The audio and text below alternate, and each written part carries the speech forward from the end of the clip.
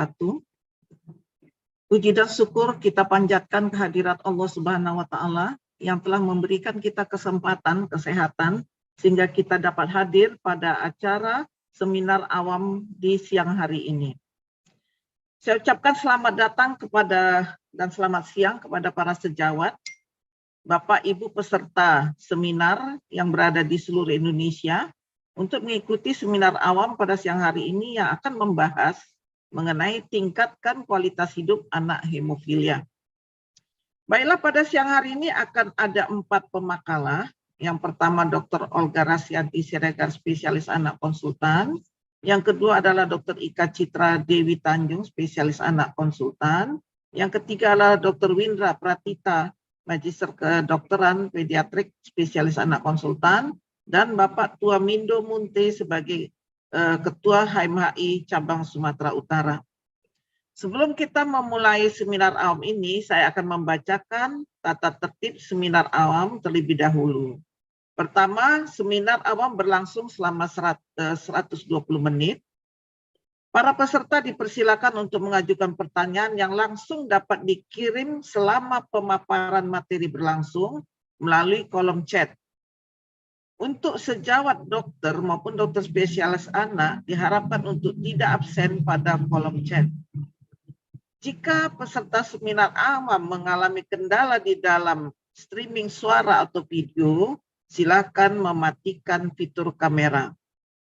Materi akan dibagikan saat sesi diskusi. Silakan unduh pada perangkat Anda. Baiklah, bersama ini saya akan memperkenalkan para presenter kita, penyaji pada siang hari ini, dan akan diikuti dengan pemaparan makalah tersebut. Pada kesempatan pertama saya perkenalkan Dr. Olga Rasyanti Siregar.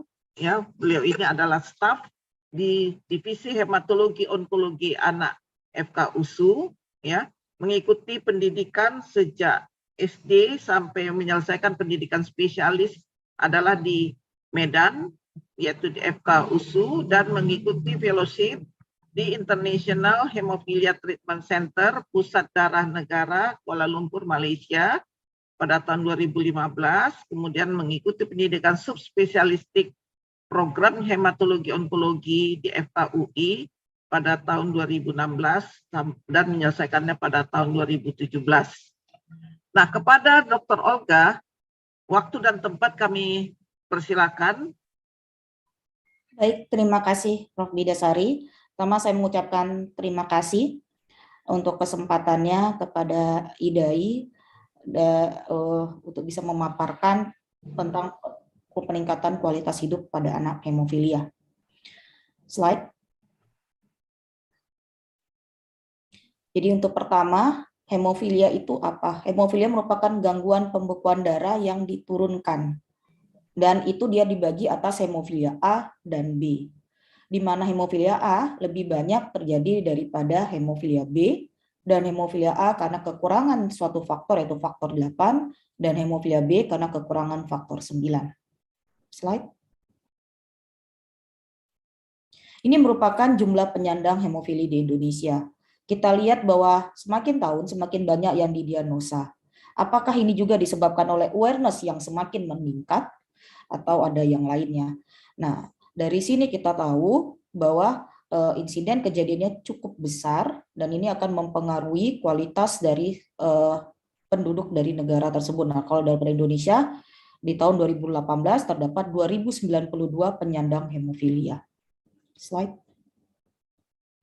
Ini merupakan peta di Indonesia di mana pada daerah kita di Sumatera Utara sekitar tahun 2012 didapati sekitar 156 penyandang hemofilia. Jadi di daerah Sumatera kita cukup banyak untuk kejadian daripada hemofilia tersebut. Slide. Tadi saya ada singgung tentang bahwa ini bersifat turunan. Turunannya, jadi jika ada seorang penderita hemofilia, maka kita tanya adalah turunan dari ibunya. Kenapa? Karena hemofilia adalah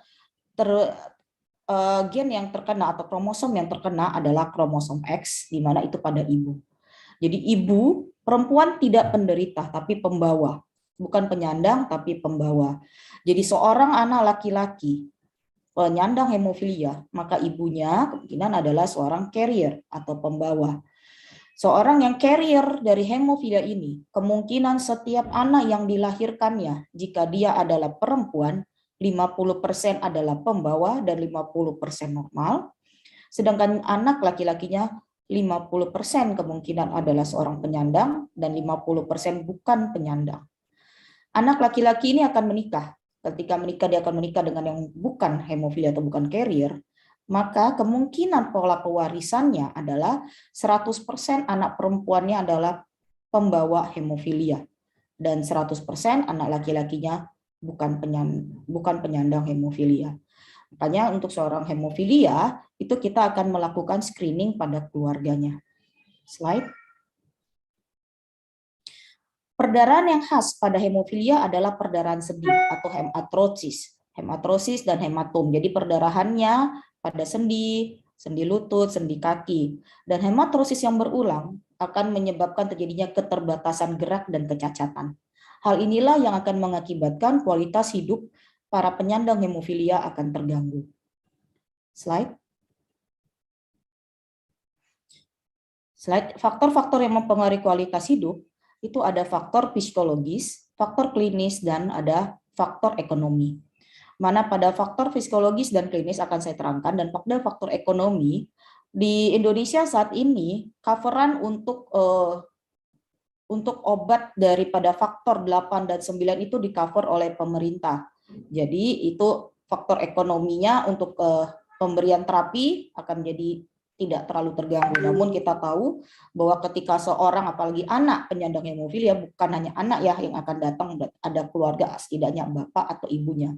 Mungkin ada ekonominya, dalam hal ini transportasi, akomodasi, dan segalanya yang akan mempengaruhi. Slide. Ini ada faktor klinis, ada penyakitnya atau terapinya yang akan mempengaruhi. Jenis perdarahan, misal perdarahan yang terjadi adalah perdarahan kepala, terutama yang berulang pada suatu kasus, itu akan mempengaruhi kualitas hidup anak tersebut. Perdarahan yang berulang pada suatu sendi, seperti hematrosis berulang pada suatu sendi tertentu, tentu akan mempengaruhi fisiknya dan akan terakhir mempengaruhi kualitas hidup penyandang tersebut. Kemudian nyeri, kita tahu bahwa pada penyandang hemofilia terkadang akan timbul nyeri. Rasa nyeri tersebut tentu akan mempengaruhi aktivitas fisik dari penyandang tersebut. Dan juga risiko kematian terutama pada dulu itu dengan obat-obatan yang masih bisa terpapar HIV dan segalanya, itu menjadi rasa ketakutan. Efek rasa ketakutan itu juga akan menimbulkan kualitas hidup yang terganggu. Kemudian terapi. Injeksi yang berulang pada seorang penyandang itu akan menimbulkan bukan hanya nyeri atau sakit pada daerah lokasinya, akan menimbulkan bekas pada lokasi tersebut, akan menimbulkan traumatik terutama pada seorang anak, yang akan menimbulkan juga akhirnya dia akan kualitas hidupnya juga akan terganggu. Efek dari pemberian terapi sendiri dengan injeksi ada kemungkinan infeksi, ada kemungkinan trombosis, ada kemungkinan alergi, ada kemungkinan inhibitor. Dan ada efek untuk mengatasi nyeri, yaitu efek NSAID sendiri, efek obat-obatan anti nyeri, juga akan mempengaruhi nyeri. Akan mempengaruhi kualitas hidup seorang penyandang hemofilia. Slide. Untuk faktor psikologis, penyakitnya ada faktor penyakit dan psikologis yang dapat mempengaruhi, seperti pada prenatal diagnosa. Jadi seseorang yang sudah terdiagnosa, kemungkinan dia adalah seorang penyandang hemofilia. Apa yang akan dilakukan? Akan menimbulkan faktor psikologis, bukan hanya untuk seorang penyandang, tapi juga terutama pada keluarganya. Apa yang akan dilakukan ketika anak atau janin yang dikandung kemungkinan adalah seorang hemofilia? Apakah diteruskan dan bagaimana? Itu juga akan menimbulkan suatu kemungkinan yang dapat terganggu. Kemudian efek dari terapi, kemudian efek sampingnya sendiri. Kemudian juga ada permasalahan psikologis seperti masalah pekerjaan, keluarga, pertemanan, coping. Jadi coping itu adalah perasaan dia merasa seolah-olah tidak menderita sehingga dia mengcovernya dengan gaya yang berbeda, dia akan merasa dirinya tetap sama. Kemudian ansietas, depresi, kita tahu akan terjadi kelelahan karena penyakit hemofilia ini sendiri dapat menimbulkan rasa kelelahan karena bersifat seumur hidup ya. Efeknya dia akan kelelahan, depresi, dia akan jadi stigmatisasi, dia akan jadi perbedaan. Kita tahu pada hemofilia yang terkena adalah anak laki-laki. Efeknya ketika dia masih anak-anak, aktivitas fisik, olahraga, itu akan dia dikucilkan. Itu juga akan menimbulkan faktor fisiologis, bukan hanya untuk seorang penyandangnya, tapi juga untuk keluarganya sendiri. Slide. Maka apa upaya yang bisa kita lakukan? Slide. Pada penyandang hemofilia, ketika dia mendapat suatu perdarahan, apapun perdarahannya, diharapkan dalam 2 jam itu akan mendapatkan terapi. Maka ada beberapa yang dilakukan dari PNPK. Jadi pemerintah sudah membuat regulasi bahwa pedoman fisik pedoman terapi yang bisa dilakukan, 1, mencegah perdarahan dan mengobati perdarahan sedini mungkin dengan memberikan faktor pembekuan yang sesuai. 2, perdarahan akut termasuk perdarahan sendi sebaiknya diatasi dalam waktu kurang dari 2 jam. Biasanya pasien akan mengenali gejala awalnya berupa sensasi, seperti adanya aura. Kemudian pada kasus perdarahan yang berat yang mengancam jiwa, biasanya harus langsung diberikan faktor pembekuan, bahkan sebelum dilakukan pemeriksaan lanjutan. Dan untuk memudahkan penanganan, pasien atau penyandang hemofilia ini kita harapkan mempunyai tanda pengenal khusus, sehingga dapat medis ataupun rumah sakit yang memberikan terapi juga mengetahui apa yang bisa dilakukan. Slide. Apa ya, ini adalah gambaran. Jadi ini kalau tidak diberikan terapi pada pasien hemofilia, jika dia ada luka, maka perdarahan akan terus-menerus terjadi. Namun, jika kita berikan dengan faktor pengganti, faktor pembekuan itu, maka terapinya, pendarahannya tidak akan terjadi dan perdarahan tersebut akan stop. Slide.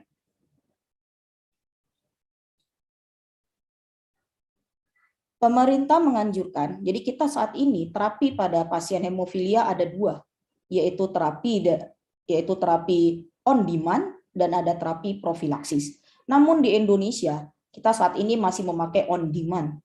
On demand itu apa? Pemberian hanya jika ketika perdarahan.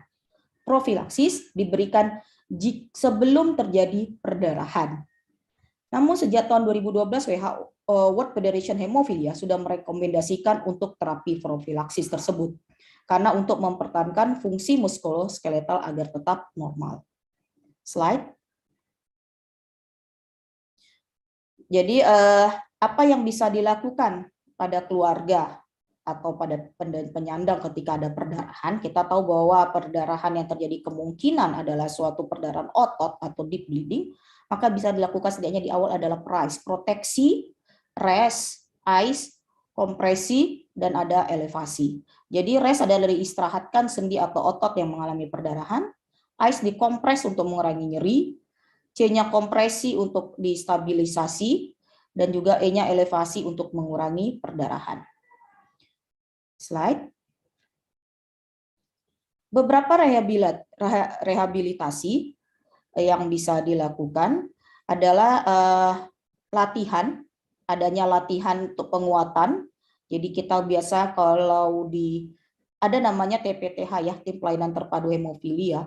Saat ini hanya beberapa TPTH yang ada di Indonesia dan di salah satunya di Sumatera Utara. Kita punya TPTH walaupun memang belum berjalan sempurna. Namun dengan harapan dengan adanya TPTH itu ada dokter rehabilitasi medis yang ikut berperan, karena kita tahu bahwa efek perdarahan yang terjadi, perdarahan otot yang terjadi pada seorang penyandang akan menimbulkan kekakuan, dan efeknya fisik dan kualitas hidup juga menjadi terganggu. Maka rehabilitasi sangat berperan. Salah satu rehabilitasi yang sangat direkomendasi sebenarnya untuk penyandang adanya hidroterapi. Jadi penyandang ini dilakukan beberapa latihan di kolam renang ya, dengan mempunyai efek dari air tersebut yang akan mempengaruhi sendi, yang akan mengurangi daripada gejala sendi tersebut. Slide. Upaya lagi yang bisa dilakukan ketika sebelum dilakukan tindakan medis yang invasif seperti pencabutan gigi, seperti sirkumsisi atau apapun itu, sebaiknya diberikan dulu faktor pembekuan. Baru kita bisa melakukannya untuk mengurangi perdarahan ataupun mencegah jadi hal yang kita tidak inginkan. Slide. Hal yang ditakutkan dari atau komplikasi sebenarnya yang paling kita ini adalah inhibitor. Apa itu inhibitor? Terbentuknya antibodi akibat bisa dipengaruhi oleh genetik, bisa juga dipengaruhi oleh tipe pengobatan juga, kekerapannya. Nah, itu akan terbentuk antibodi. Efeknya, kalau sudah terbentuk antibodi terhadap faktor yang kita berikan, maka perdarahan yang terjadi akan terus-menerus dan tidak lagi dibutuhkan faktor 8 seperti biasanya, namun juga faktor 7. Ataupun juga dilakukan obat-obatan lain yang tentu kesediaannya, harganya yang juga cukup mahal. Slide. Maka salah satu untuk mengurangi tadi profilaksis itu juga bisa dilakukan home treatment. Inilah yang kita canangkan ya, yang kita harapkan dari pelatihan-pelatihan yang kalau dilakukan oleh PHTDI, oleh HMHI sendiri, itu bahwa pasien penyandang hemofilia ini dapat memberikan faktor pembekuannya secara mandiri. Sehingga kita tahu bahwa perdarahan diharapkan kurang dari 2 jam bisa diberikan pembekuannya. Slide. Ini adalah yang sering jadi pertanyaan, kalau begitu bolehkah seorang hemofilia berolahraga? Boleh, bahkan dianjurkan. Karena orang hemofilia ini diharapkan memiliki berat badan yang bagus, berat badan yang ideal, memiliki kualitas sendi yang bagus. Nah, dengan cara salah satunya adalah dengan olahraga. Tentu tidak semua olahraga dianjurkan. Nah, salah satu yang dianjurkan adalah berenang. Jadi hidroterapi, berenang itu juga menjadi salah satu hidroterapi sehingga dapat mengurangi dari kerusakan sendinya sendiri. Dan yang tidak dianjurkan adalah olahraga yang memiliki fisik ya, memiliki kontak fisik. Slide. Ini beberapa olahraga yang aman ya, seperti latihan dalam air, panahan, memancing, ini dianjurkan. Sementara yang tidak dianjurkan, tidak direkomendasikan seperti balap sepeda, seperti gulat dan sebagainya. Jadi seorang hemofilia harus tahu juga olahraganya bagaimana. Dan yang sebenarnya yang paling baik ketika sebelum melakukan olahraga untuk mencegah perdarahan, terutama hemofilia yang berat karena kemungkinan spontaneous bleeding yang besar, maka sebaiknya juga diberikan 30 menit sebelum melakukan aktivitas fisik adalah diberikan obat dulu. Slide. Lalu bagaimana dengan nyeri? Nyeri juga salah satu yang tadi sudah kita bilang adalah akan mempengaruhi aktivitas fisik. Namun, obat-obatan anti nyeri tidak semua bisa kita berikan pada penyandang hemofilia. Karena efeknya akan menimbulkan perdarahan, terutama pada perdarahan saluran cerna. Kalau sudah perdarahan saluran cerna, itu juga merupakan suatu kondisi yang emergensi pada seorang penyandang hemofilia. Maka obat-obatannya yang kita anjurkan biasanya adalah yang bersifat daripada obat yang tidak steroid ya. Dan ini salah satu adalah parastamol yang biasa kita akan berikan pada bila ditimbulkan rasa nyeri pada seorang hemofilia. Slide. Bagaimana dengan penyuntikan? Penyuntikan pada seorang hemofilia yang dianjurkan adalah tidak intramuskuler, tidak bersifat sampai ke otot, karena akan menimbulkan perdarahan otot. Makanya baik apapun jenisnya, penyuntikan bahkan untuk sebuah vaksinasi pun, itu sebaiknya tentu dengan pengamatan yang khusus. Nah, biasa kita bekerja sama, kita sudah berapa kali kita melakukan kerjasama dengan Dokter Ika untuk melakukan penyuntikan atau vaksinasi pada pasien hemofilia. Dan diharapkan bahwa pada penyandang hemofilia memiliki berat badan yang ideal. Mungkin Dokter Ika dan Dokter Windra akan menjelaskan lebih lanjut. Slide. Dan gusi, gigi, Gigi ini diharapkan pada upaya bisa yang dilakukan juga adalah penyandang hemofilia diharapkan dapat melakukan pemeliharaan gigi secara teratur, dimulai sejak gigi susu erupsi sampai dewasa. Dan dianjurkan menyikat gigi secara rutin 2 kali sehari dengan pasta gigi yang mengandung fluoride. Jadi tetap ya, oral hygiene juga harus menjadi yang harus kita perhatikan untuk seorang penyandang hemofilia. Slide. Aspek psikososial yang bisa kita lakukan, upaya yang bisa kita lakukan untuk meningkatkan kualitas tumbuh kembang, kualitas hidup seorang hemofilia adalah kita harus bersifat terbuka dan jujur dalam semua aspek pelayanan hemofilia.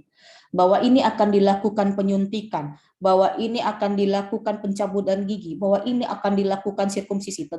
Nah, ini harus dibicarakan. Walaupun anaknya tentu masih anak-anak ya, jadi kita harus melihat usianya juga sampai mana. Kalau sudah bisa berkomunikasi dengan baik, kita harus berbicara jujur. Kemudian disediakan pelayanan dan support secara optimal, terutama mendengarkan dan menampungkan keluh kesah serta pertanyaan, dan melibatkan untuk berdiskusi pada pasien yang anak mengenai penyakitnya, karena kita tahu bahwa penyakit ini bersifat seumur hidup, maka kita harus mempunyai hubungan yang sangat baik antara medis dan juga pada penyandang tersebut. Slide.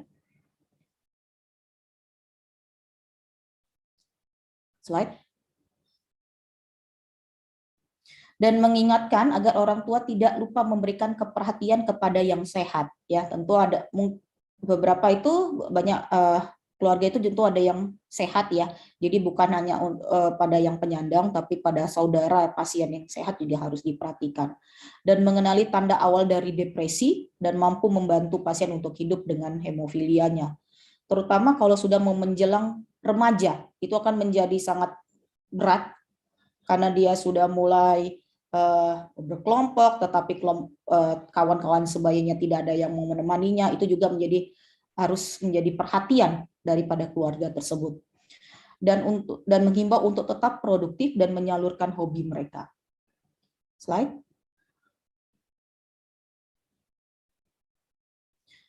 Membantu pasien serta keluarganya untuk mengembangkan strategi dalam mengatasi masalah fisik. Nah, ini gunanya komunikasi.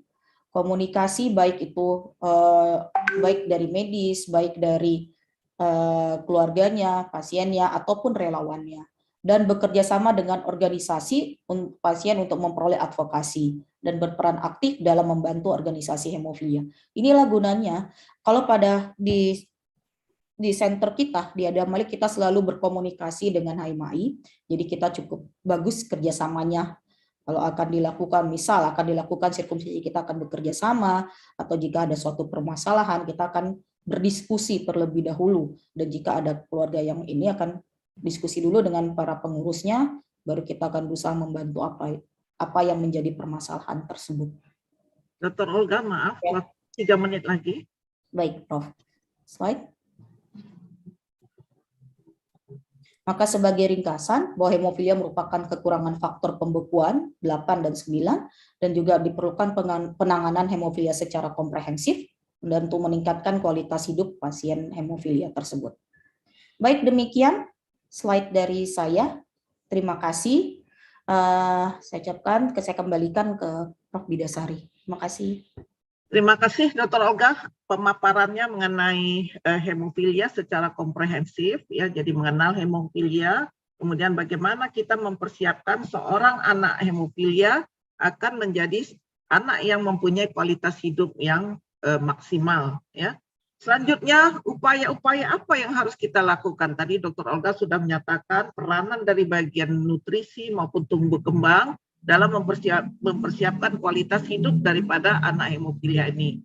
Pada kesempatan kedua kami persilakan Dr. Ika Citra dari bagian tumbuh kembang yang akan memaparkan makalahnya dalam upaya kita untuk meningkatkan kualitas hidup anak hemofilia tersebut.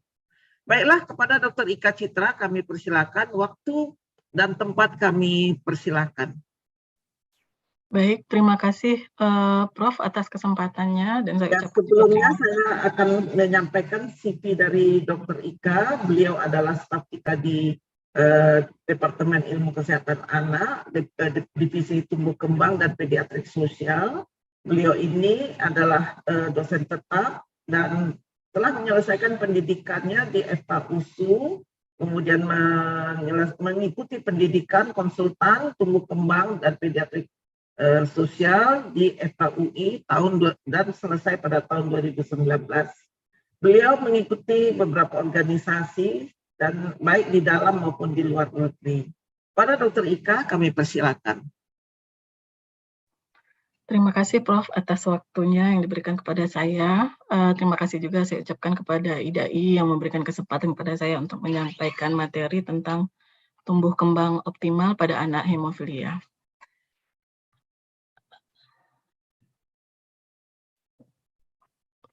Izin saya slide share screen.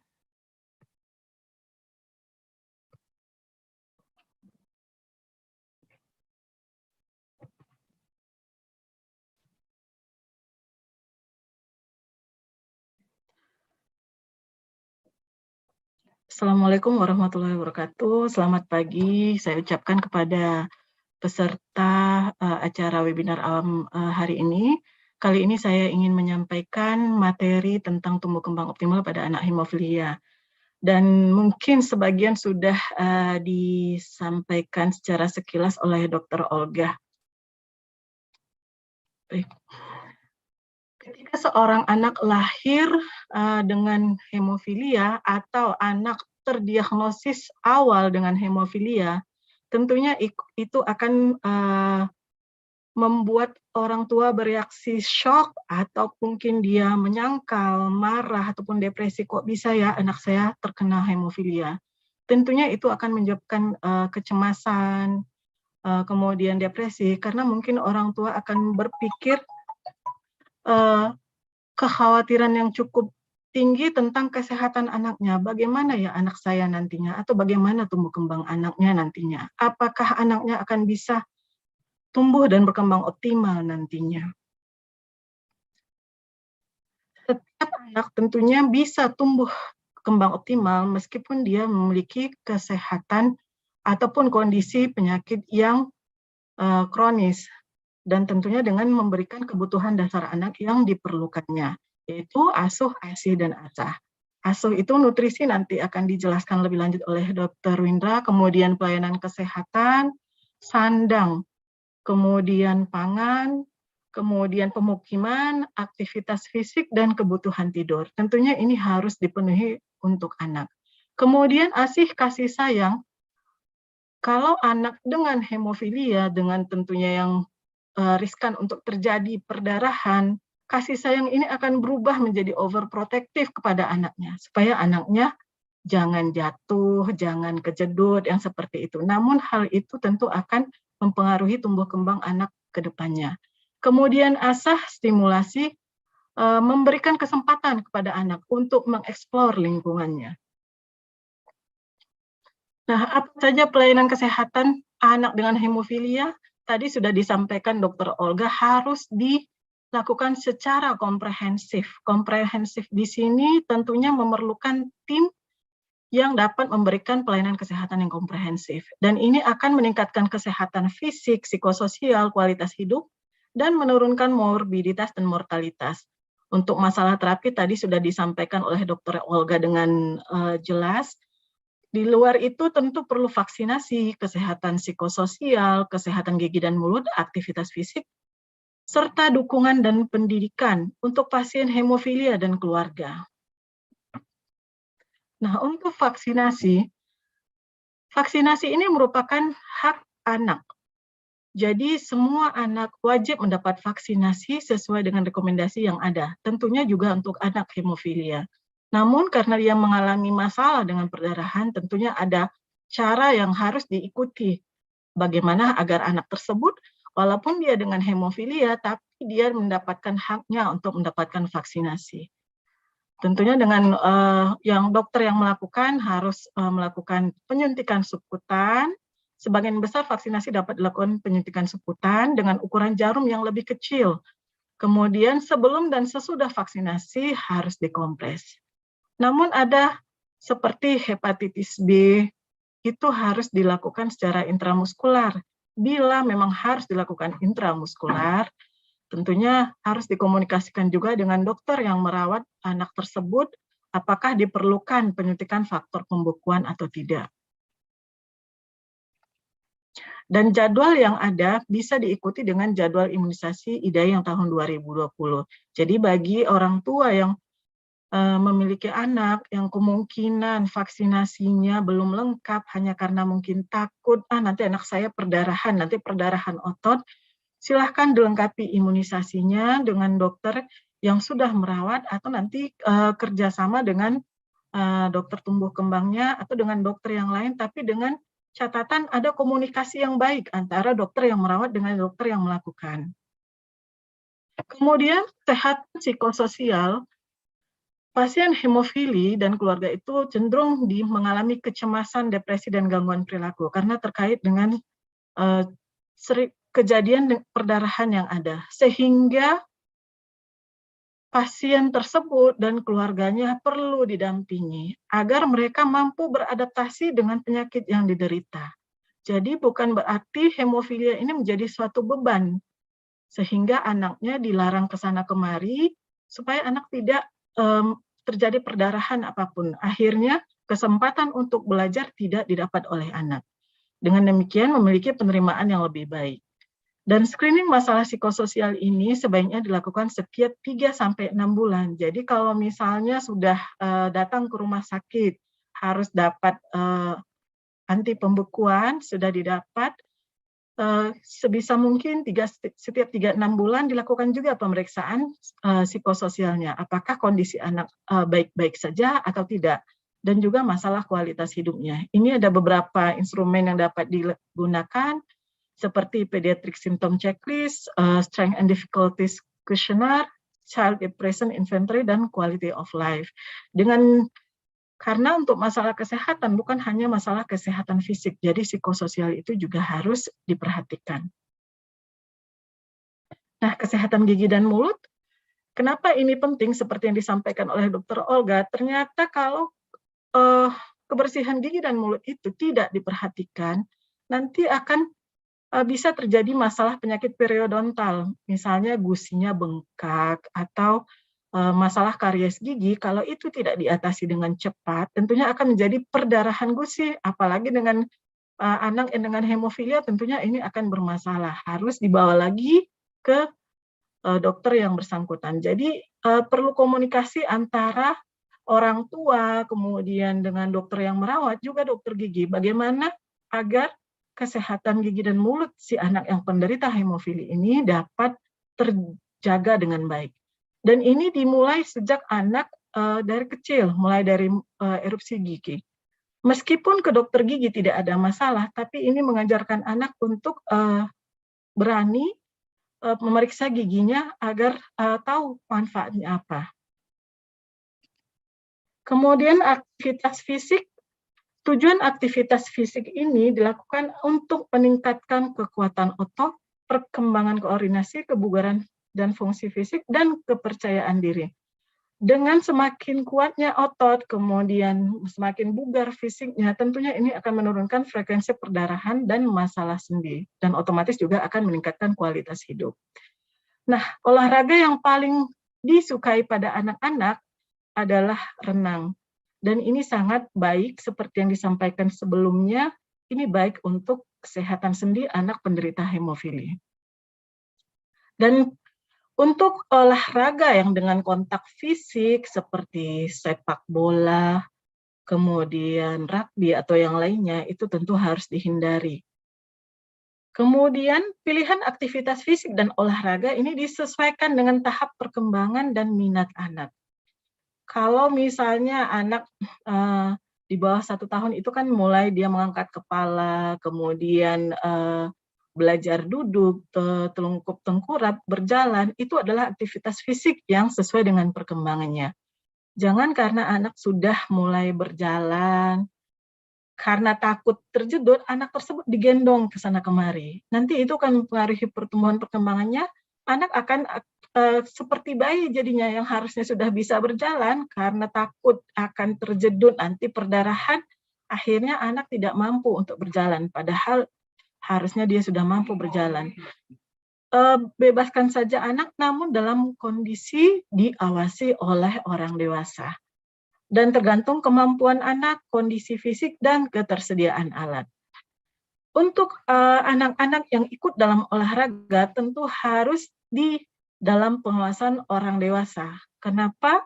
Jadi orang tua ketika anaknya sudah misal masuk sekolah dasar, tentunya di situ ada olahraga, orang tua sebisa mungkin komunikasi dengan guru di sekolah dengan kondisi anaknya.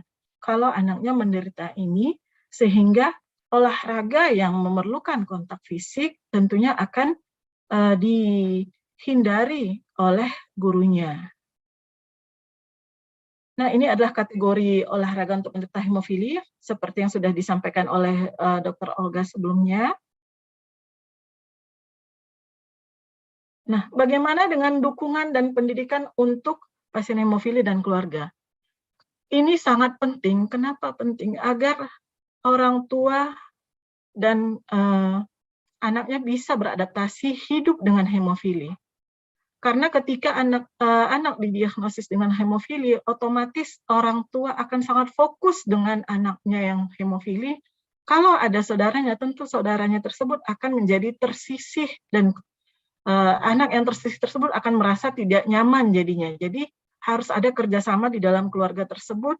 Kalau memang anaknya mengalami hemofilia, bagaimana cara mengatasi berinteraksi yang baik di dalam keluarga, tapi tidak menyampingkan saudaranya yang dalam keadaan normal. Tantangan yang mungkin muncul dalam kehidupan sehari-hari, khususnya ini terkait dengan tata laksana perdarahan. Jadi orang tua harus tahu, begitu juga pasiennya harus tahu, jika dia sudah bisa, harus tahu bagaimana cara menghentikan perdarahan agar dia dapat beraktivitas dengan baik. Apa permasalahan tantangannya? Yaitu proses tumbuh kembang anak. Di setiap tahap tumbuh kembang anak itu tentu ada masalah yang dijumpai. Contoh pada anak 1-3 tahun itu perkembangan otak normal adalah untuk bergerak. Jadi jangan heran kalau orang tuanya melihat anaknya sangat lasak, naik sana, naik sini, loncat sana, loncat sini. Begitu juga dengan anak hemofilia. Yang perlu dilakukan oleh orang tua adalah melihat anaknya, mengawasi anaknya agar dapat bergerak dengan baik, sehingga anak tersebut bebas dan mampu untuk bereksplorasi dan belajar dari lingkungan sekitar. Yang lebih menantang lagi adalah usia remaja. Ketika memasuki usia remaja, pada saat usia remaja ini merupakan peralihan antara anak ke dewasa yang anaknya memiliki perilaku yang berisiko tinggi, kemudian dengan anak yang penyakit hemofilia, tentunya yang sudah lama dia harus memakai obat tersebut, ini akan membuat kadang-kadang anak remaja tersebut tidak teratur memakai obatnya. Jadi dari awal orang tua memang harus mengikutkan anak, menjelaskan dengan baik kenapa dia harus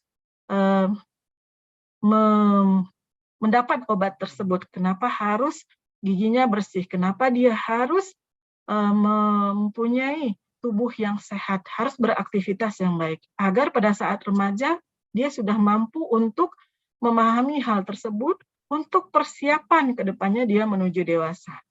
Kemudian kepatuhan dalam berobat, juga masalah sekolah yang tadi terutama masalah yang berhubungan dengan aktivitas fisik ataupun dengan masalah yang lainnya. Kemudian masalah psikososial dan kesehatan mental.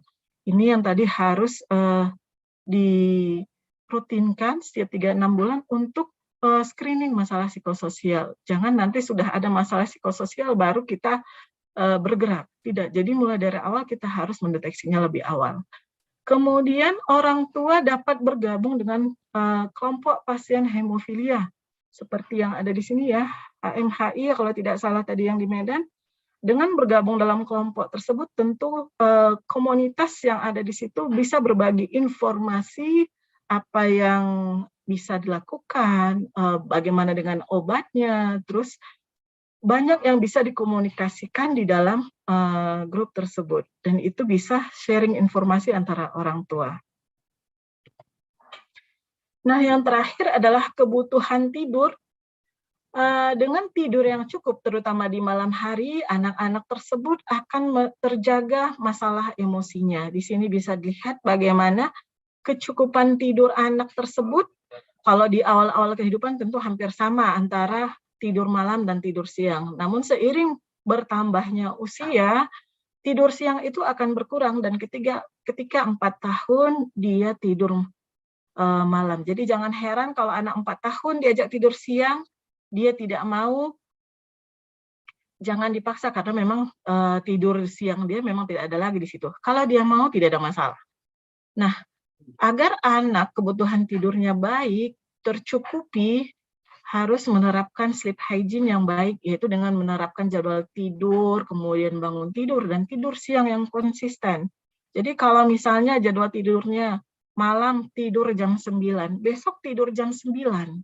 Bangun jam 6, besoknya bangun jam 6. Jadi jangan diubah-ubah. Hari ini tidur jam 9, besok tidur jam 10, besoknya tidur jam 11. Jadi tidak ada waktu yang konsisten. Dan ini diajarkan ke anak itu sejak dia masih bayi.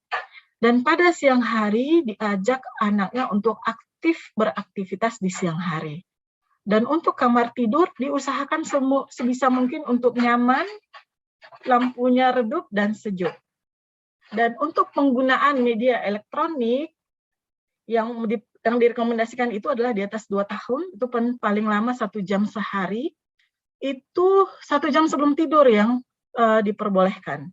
Kalau sudah mau tidur, sudah 30 menit, jangan lagi menggunakan media elektronik, mau televisi, mau HP, karena itu sangat tidak dianjurkan sama sekali TV di dalam kamar, karena akan mengganggu suasana tidur.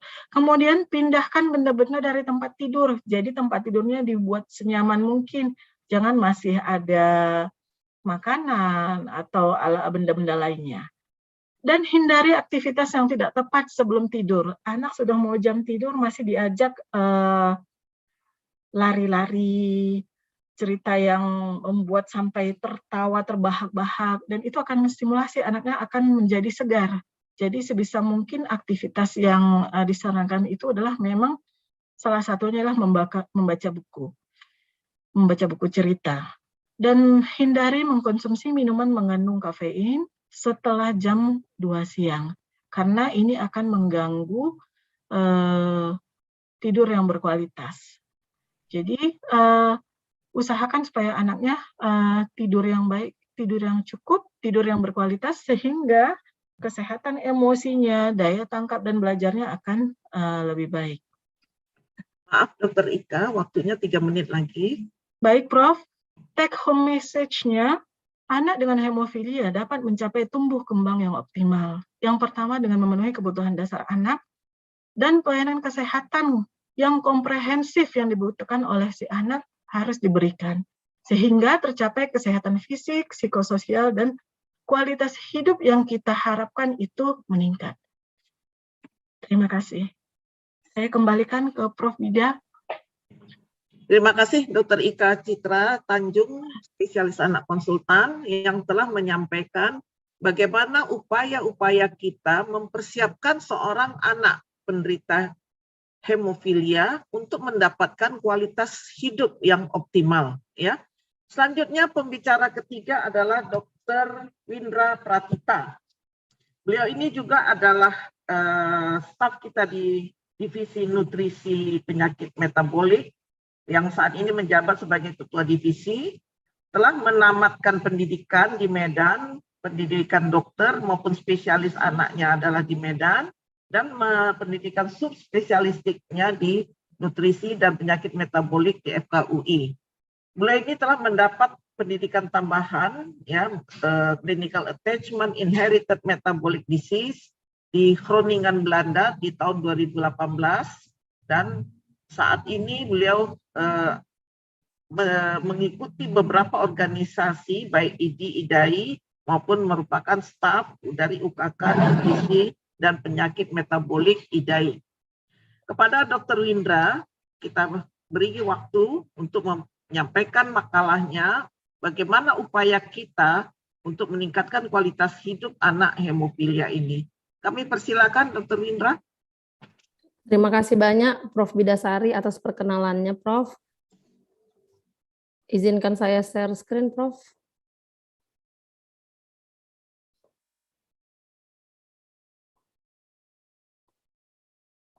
Apakah sudah terlihat izin, Prof? Belum. Ya, silakan. Terima kasih banyak Prof. Bidasari. Assalamualaikum warahmatullahi wabarakatuh. Selamat siang. Yang saya hormati pada profesor, dokter, dan juga para ayah bunda yang mengikuti webinar awam pada pagi hari ini menjelang siang. Terima kasih juga kepada Ikatan Dokter Anak Indonesia Cabang Sumatera Utara yang telah memberikan kesempatan kepada saya untuk men-sharing bagaimana dukungan nutrisi pada anak dengan penderita hemofilia. Nah, kita tahu bahwa tadi Dr. Ika juga sudah menjelaskan anak ini masih tumbuh dan berkembang. Nah, jadi anak pertumbuhan berarti ada perubahan penambahan ukuran, baik itu berat badan, ya, panjang badan, ataupun lingkar kepala. Jadi anak tumbuh. Nah, selain tumbuh, anak juga butuh untuk berkembang, ya. Itu tadi peningkatan gerakan motorik halus kasar, bagaimana sosialisasinya, kognitifnya. Nah, ini jadi pertumbuhan dan perkembangan baik itu anak sehat maupun juga anak penderita hemofilia mempunyai hak yang sama untuk tumbuh kembang yang optimal. Namun memang sebetulnya tidak terdapat diet khusus, ya, khusus sekali untuk anak penderita hemofilia. Namun pemberian nutrisi yang adekuat dan seimbang, nah ini diperlukan untuk pertumbuhan dan perkembangan anak sehingga anak bisa mempertahankan status gizinya baik. Nah, ini ada dari satu penelitian yang meneliti bagaimana status nutrisi pada anak-anak hemofilia. Ya, walaupun di sini sampelnya tidak terlalu banyak, namun ditemukan bahwa pada anak dengan hemofilia rata-rata IMT, indeks massa tubuh pada anak usia di atas 10 tahun itu lebih tinggi dibandingkan anak di bawah 10 tahun. Nah, untuk proporsi obesitas juga ternyata juga lebih banyak ini pada anak-anak remaja, ya, usia di atas 10 tahun daripada anak-anak pada dekade pertama kehidupannya. Nah, jadi tadi seperti yang Dr. Olga juga penting untuk menjaga status nutrisi. Kenapa? Pada pasien hemofilia itu kadar faktor 8-nya juga rendah sehingga kalau terjadi perdarahan susah berhenti, ya, bengkak pada persendian. Nah, untuk itu berat badan yang berlebih tentu saja akan menambah ketegangan pada sendi sehingga menyebabkan perdarahan dan nyeri pada persendian. Jadi terutama juga kalau misalnya anaknya berat badannya berlebih, dia juga kan mendapat terapi nih pengganti faktor 8. Ternyata juga dibutuhkan jumlahnya juga lebih banyak untuk terapinya untuk mengobati dan mencegah perdarahan. Ya, jadi tadi sesuai dengan penelitian di atas bahwa anak-anak dan remaja hemofili juga beresiko untuk menjadi obesitas. Sehingga perlu mengkonsumsi makanan yang sehat juga penting untuk memperkuat tulang dan persendian sehingga dapat membantu mempertahankan berat badan ideal sehingga beresiko menjadi obesitas dan menyebabkan penyakit komorbiditas obesitas yang lainnya. Nah, zat-zat nutrisi yang dibutuhkan, ya tadi kita tahu bahwa anak hemofilia itu dia karena perdarahannya banyak, kadang HB-nya hemoglobinnya pun rendah sehingga butuh mempertahankan volume darah dan produksi sel darah. Nah, jadi zat-zat nutrisi apa nih yang dibutuhkan untuk produksi sel darah merah? Itu zat besi, protein, vitamin B12 dan juga asam folat. Nah, sumber protein yang diutamakan adalah protein hewani, ya, dari daging sapi, daging ayam, ikan, udang, ya, telur. Nah, protein nabati hanya untuk melengkapi. Ya, jadi memang bisa kita berikan tapi yang utama adalah protein hewani. Nah, zat besi tadi juga penting untuk mempertahankan kadar zat besi, ya, karena kita kalau perdarahan HB menurun, zat besi juga bisa juga hilang, sehingga zat besi tadi kan dibutuhkan nih untuk membuat sel darah merah membawa oksigen. Jadi untuk itu dianjurkan untuk mengkonsumsi makanan yang tinggi zat besi, ya, seperti hati ayam, daging merah, Nah, juga penting untuk menggabungkan makanan kaya zat besi dengan sumber vitamin C sehingga gampang diserap oleh tubuh.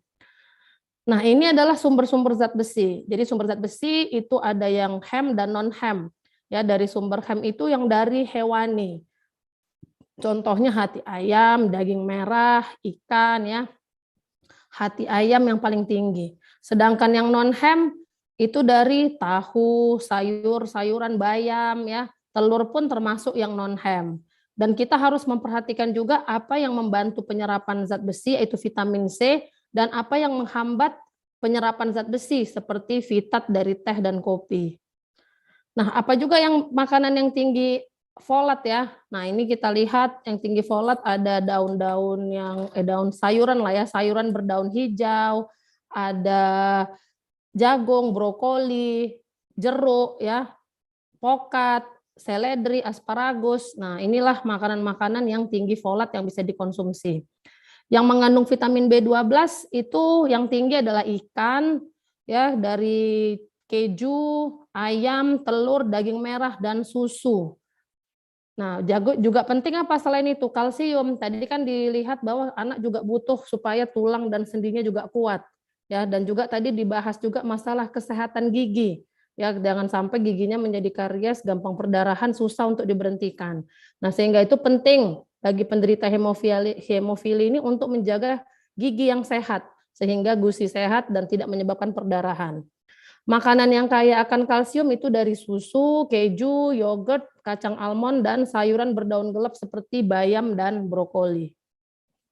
Penting juga vitamin D untuk metabolisme kalsium tulang, yang sumber utama adalah matahari.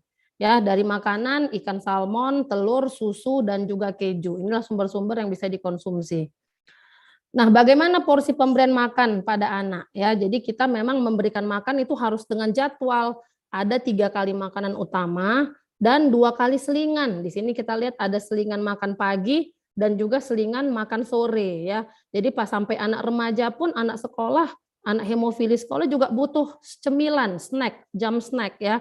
Jadi ada makan pagi, siang, malam dan snack 2 kali. Nah, untuk snack tadi pun pilihlah makanan cemilan yang bernutrisi ya, apalagi anak hemofili yang bisa tumbuh dewasa, remaja sampai remaja dewasa, pasti lebih cenderung memilih makanan-makanan yang manis dan yang mengandung kadar lemak yang tinggi. Nah, di sini kalau anaknya sudah sekolah, terutama pengaruh teman sebaya itu sangat berpengaruh nih terhadap makanan yang dikonsumsi yang lagi populer dan juga apa dipengaruhi oleh iklan-iklan di televisi. Karena itu kita juga sebagai orang tua juga penting untuk memilih makanan cemilan yang kaya akan zat nutrisi daripada cemilan-cemilan yang tinggi gula, tinggi lemak, garam, tetapi rendah kandungan zat nutrisi lainnya. Nah, pada saat kita memilih makanan pun, misalnya kita memilih makanan cemilan ataupun yang lain, jangan lupa baca label di bahan makanan atau minuman yang kita beli ya. Terutama ingat kadaluarsanya, ya, komposisinya, ya. Nah, juga selalu baca informasi nilai gizi, ya. Kita cek berapa kira-kira kalorinya, apakah mengandung lemak yang tinggi, apakah kandungan natriumnya terlalu tinggi. Nah, ini kita perlu baca informasi nilai gizi dari setiap makanan yang dikonsumsi. Nah, tadi kita bahas bahwa anak hemofili jangan sampai nih jadi obesitas ya. Nah, jadi makan makanan manis atau permen, atau mungkin dia lebih suka daripada makan apel, dia lebih suka makan donat dengan porsi yang banyak. Daripada buah-buahan juga lebih bagus dia makan kue-kue coklat. Nah, ini ya. Terus juga apalagi makanan yang tinggi kalori, makan minum-minuman manis yang bersoda, apalagi kalau udah remaja ya, nonton TV sambil ngemil, makan potato chip. Nah, inilah dia. Inilah resiko-resiko obesitas terutama pada anak dan remaja. Nah, untuk itu kita harus bisa membedakan ya makanan yang cepat saji dan yang junk food. Jadi kalau misalnya fast food itu adalah makanan yang disajikan dengan proses cepat. Ini memang bisa menjadi favorit anak. Memang fast food juga mengandung karbohidrat ya, mengandung protein kalau pakai daging burgernya. Ya, karbohidratnya tadi kentang, rotinya, tapi memang kalau dengan ditambah soda tentu saja minuman manisnya mengandung kadar gula yang tinggi. Ya, sedangkan junk food itu makanan dengan kandungan yang tinggi gula, garam, lemak, namun rendah, tidak ada proteinnya, tidak ada vitamin dan mineralnya. Inilah yang disebut junk food. Jadi fast food ya. Jadi kalau fast food itu bisa saja junk food, tapi kalau junk food itu udah bukan pasti ya, itu adalah fast food.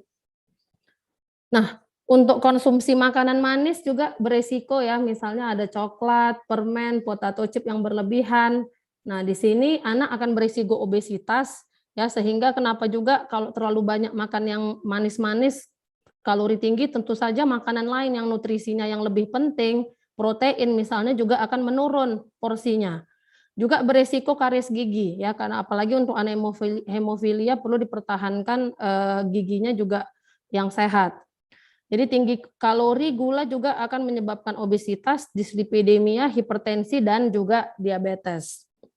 Nah, ini kita lihat ada siklus. Pertama anaknya sehat-sehat aja, tapi karena gadget ya, tidak ada aktivitas fisik, makanan tinggi kalori dan lemak, anaknya jadi berisi.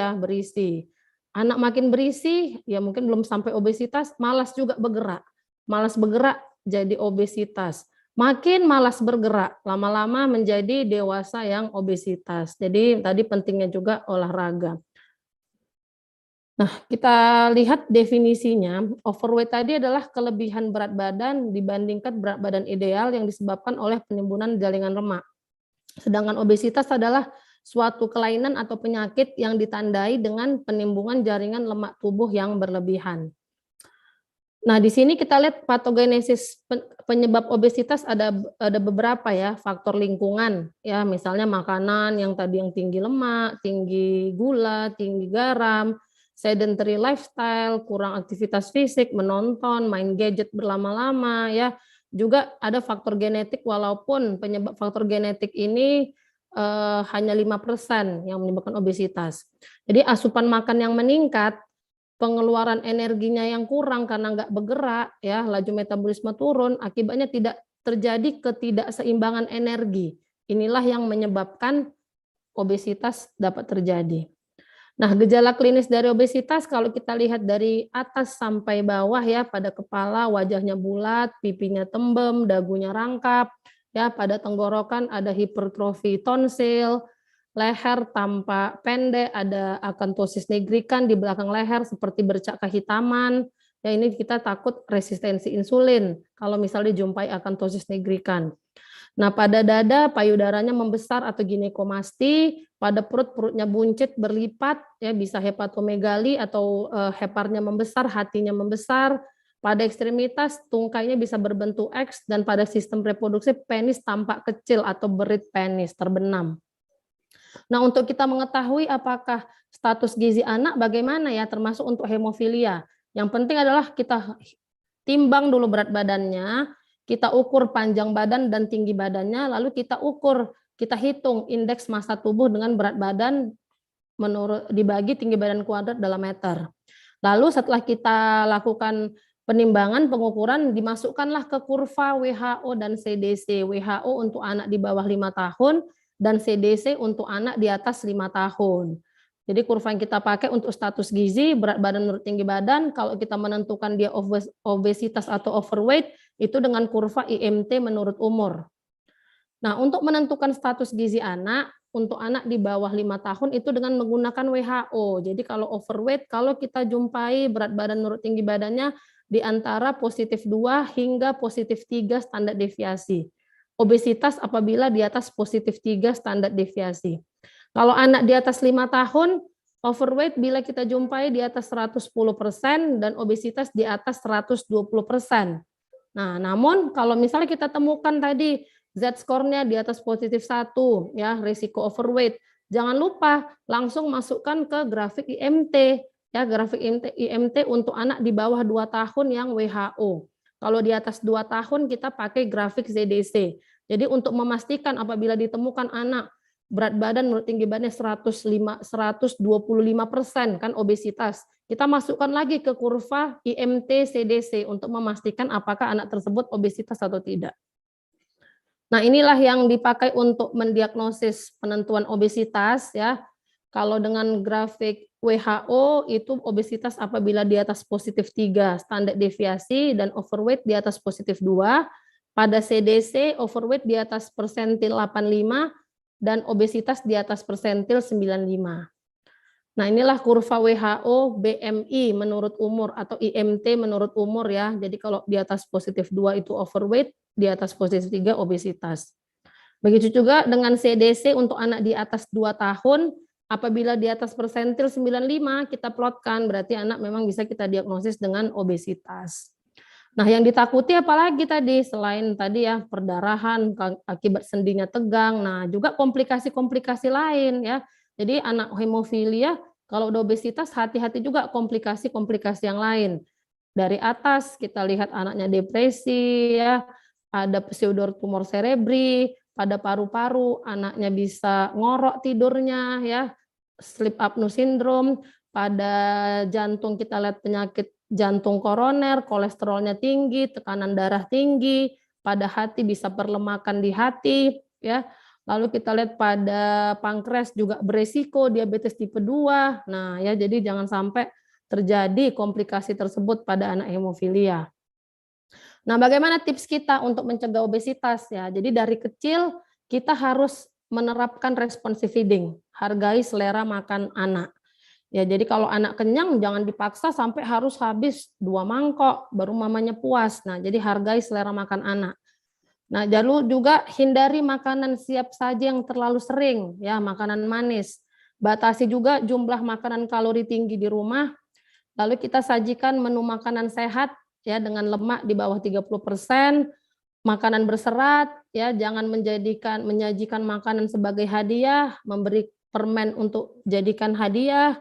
Batasi juga gadget time, nonton TV, main video games, main komputer, dan dorong anak untuk aktif bermain. Ya, juga jadwalkan apa? Kegiatan keluarga teratur seperti jalan pagi bersama ya, atau mungkin berenang tadi ya, beberapa aktivitas fisik yang dianjurkan untuk anak-anak hemofilia.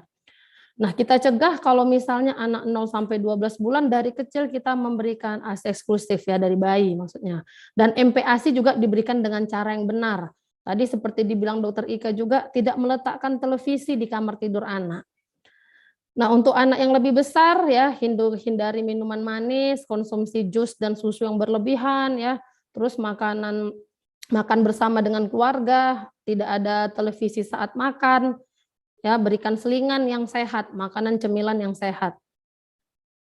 Nonton TV juga harus dibatasi dan orang tua juga harus menjadi model, sehingga kadang-kadang anaknya distrikkan, tapi orang tuanya bebas di depan anaknya. Jadi orang tua juga harus sebagai role model. Nah, permasalahannya apa di sini? Terutama anak yang udah lebih besar ya, remaja. Pasti hemofili kan juga ada kasus yang sampai remaja juga banyak ya. Nah, jadi ini seperti contoh nih. Ini dia di sekolah. Dia mencoba nih untuk menjaga berat badan, menurunkan berat badan, dia mencoba untuk makan makanan sehat dari rumahnya dibawa oleh orang tua. Tapi lihat di sekolah, kawannya yang lain jajannya bebas ya, banyak pilihan makan di luar, ngumpul-ngumpul sama teman. Nah, inilah menjadi permasalahan kadang anak remaja terutama sulit untuk memilih-milih makanan yang sehat. Nah, jadi nutrisi yang penting tadi keluarga ya, sekolah untuk juga menyediakan makanan-makanan yang sehat dan bergizi, dan juga kita sebagai dokter anak juga mempromosikan tadi untuk mengkonsumsi makanan yang sehat. Jadi harus ada 3 pilarnya. Nah, kalau misalnya anaknya ini sudah kita plotkan, misalnya pun anak hemofilia, kok ini kok overweight, obesitas, nah tetap pola makan itu harus dijalankan yang benar ya, terjadwal. Ada 3 kali makan besar, cemilannya juga yang sehat 2 kali.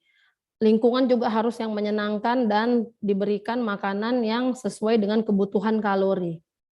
Nah, untuk misalnya anak yang sudah obesitas, itu kita kurangi dari yang dia biasa makan sehari-hari itu 200 sampai 500 kalori sampai tercapai turunan berat badan setengah kilo per minggu. Ya, anjurkan diet yang seimbang dan juga memberikan tinggi serat karena tadi efek serat tadi mengenyangkan ya, mengurangi rasa lapar ya, meningkatkan oksidasi lemak sehingga mengurangi jumlah lemak yang disimpan. Nah, juga ada pengaturan diet ada traffic light diet seperti lampu lalu lintas ya, merah, kuning, hijau. Jadi kalau yang merah itu yang boleh dimakan hanya 1 kali seminggu. Yang mengandung rendah dia protein ya, tinggi gula, garam, lemak. Nah, makanan yang digoreng ya, kue-kue manis, coklat, nah ini yang red food. Nah, yang yellow itu yang boleh dikonsumsi dalam porsi kecil, tapi tidak dianjurkan setiap hari. Sedangkan yang green food, nah ini yang boleh dimakan setiap hari ya, sayur-sayuran, buahan, kacang, roti gandum, air, dan susu. Nah, pengaturan fisik juga penting, jadi jangan hanya modifikasi diet. Nah, jadi untuk anak yang memang sudah overweight atau obesitas, dianjurkan untuk melakukan aktivitas fisik 30 sampai 60 menit per hari. Ya, kurangi juga aktivitas yang kurang gerak, nonton TV, main video games, main komputer ya. Dan juga tadi olahraganya yang dianjurkan tadi yang menggunakan otot besar dan yang aman untuk hemofilia tadi jalan ya, terus berenang ya yang menggunakan otot besar. Nah, untuk modifikasi perilaku anak ini juga harus bisa mempunyai motivasi ya, motivasi untuk menjaga agar bisa mengkonsumsi makanan sehat terus-menerus ya. Jadi belajar mengontrol jenis dan porsi makanan. Orang tua juga jangan lupa didukung anaknya, memberi dorongan dan pujian, dan juga membatasi makanan-makanan yang kalorinya tinggi. Nah, dukungan keluarga di sini juga sangat penting ya. Jadi orang tua harus menyediakan makanan yang nutrisi seimbang. Orang tua di rumah juga ikut makan makanan yang sehat. Jadi jangan ada lagi makanan-makanan junk food yang tinggi kalori, lemak, terus juga gula, garam disediakan banyak di dalam rumah. Jadi jangan sampai nampak oleh anaknya dalam rumah. Jadi di sini seluruh keluarga juga ikut berpartisipasi dalam perilaku makan yang sehat. Nah, sebagai ringkasan, nutrisi yang adekuat dan seimbang itu diperlukan untuk pertumbuhan dan perkembangan anak sehingga anak bisa mempertahankan status gizi yang baik. Berat badan berlebih ya hati-hati akan menambah ketegangan pada persendian, menyebabkan perdarahan dan nyeri. Juga apalagi meningkatkan volume terapi pengganti faktor 8 yang dibutuhkan. Anak hemofili juga berisiko obesitas sehingga pemberian makan yang sehat seimbang diperlukan untuk mempertahankan berat badan ideal. Bisa juga kita mengkonsumsi makanan-makanan yang mengandung tinggi zat besi, protein, asam folat, vitamin B12, vitamin B6, kalsium, dan vitamin D yang diperlukan untuk pasien anak dengan hemofili. Terima kasih. Dan semoga bermanfaat. Saya kembalikan kepada moderator Prof. Bidasari.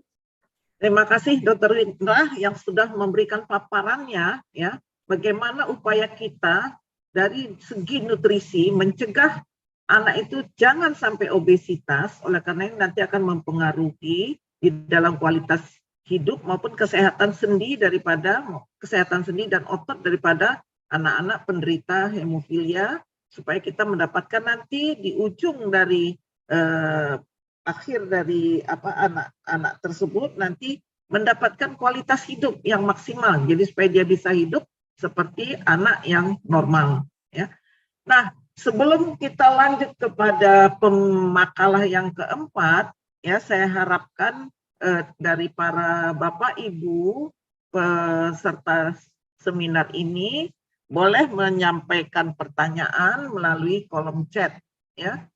Nah, selanjutnya kita memberikan kesempatan kepada Bapak Tuamindo Munte yang merupakan Ketua Himpunan Hemofilia Masyarakat Hemofilia Indonesia cabang Sumatera Utara yang akan menyampaikan mengenai bagaimana sih pengalaman beliau sebagai seorang ketua HMHI mempersiapkan para anggota ya supaya dapat mengikuti saran-saran dari para dokter ya untuk mendapatkan kualitas hidup dari para penderita hemofilia. Oleh karena kalau kita lihat bahwa untuk mendapatkan kualitas hidup ini penting sekali adanya satu kolaborasi, komunikasi antara beberapa disiplin ilmu ya. Jadi tadi sudah kita dengar dari tumbuh kembang dan dari gizi. Mungkin pada kesempatan yang lain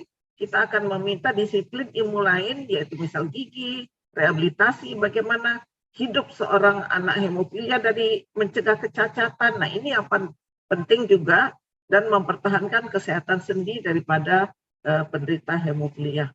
Baiklah, kepada Bapak Tua Windu Munti, saya persilakan waktu dan tempat. Saya persilakan untuk Bapak untuk menyampaikan bagaimana kondisi para hemofilia yang ada di Sumatera Utara ini. Persilakan.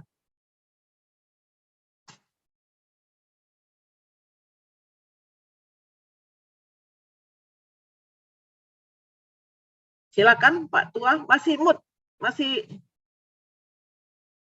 mute. Itunya tolong di ini. Masih mute ininya, speakernya. Ya, speakernya tolong di mute.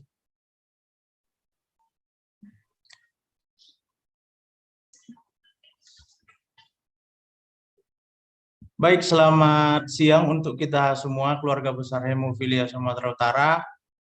Pertama-tama saya ucapkan terima kasih kepada kehadiran Tuhan Yesus Kristus, karena kesempatan yang berbahagia ini saya masih diberikan kesempatan untuk memaparkan sedikit apa sih peran HMHI atau Himpunan Masyarakat Hemofilia Indonesia bagi pasien hemofilia. Sebelumnya Prof, untuk slide-nya sudah tampil Prof. Udah nampak, udah. Siap. Baik Prof, di sini saya akan coba memaparkan peran HMHI atau Himpunan Masyarakat Hemofilia Indonesia bagi pasien hemofilia.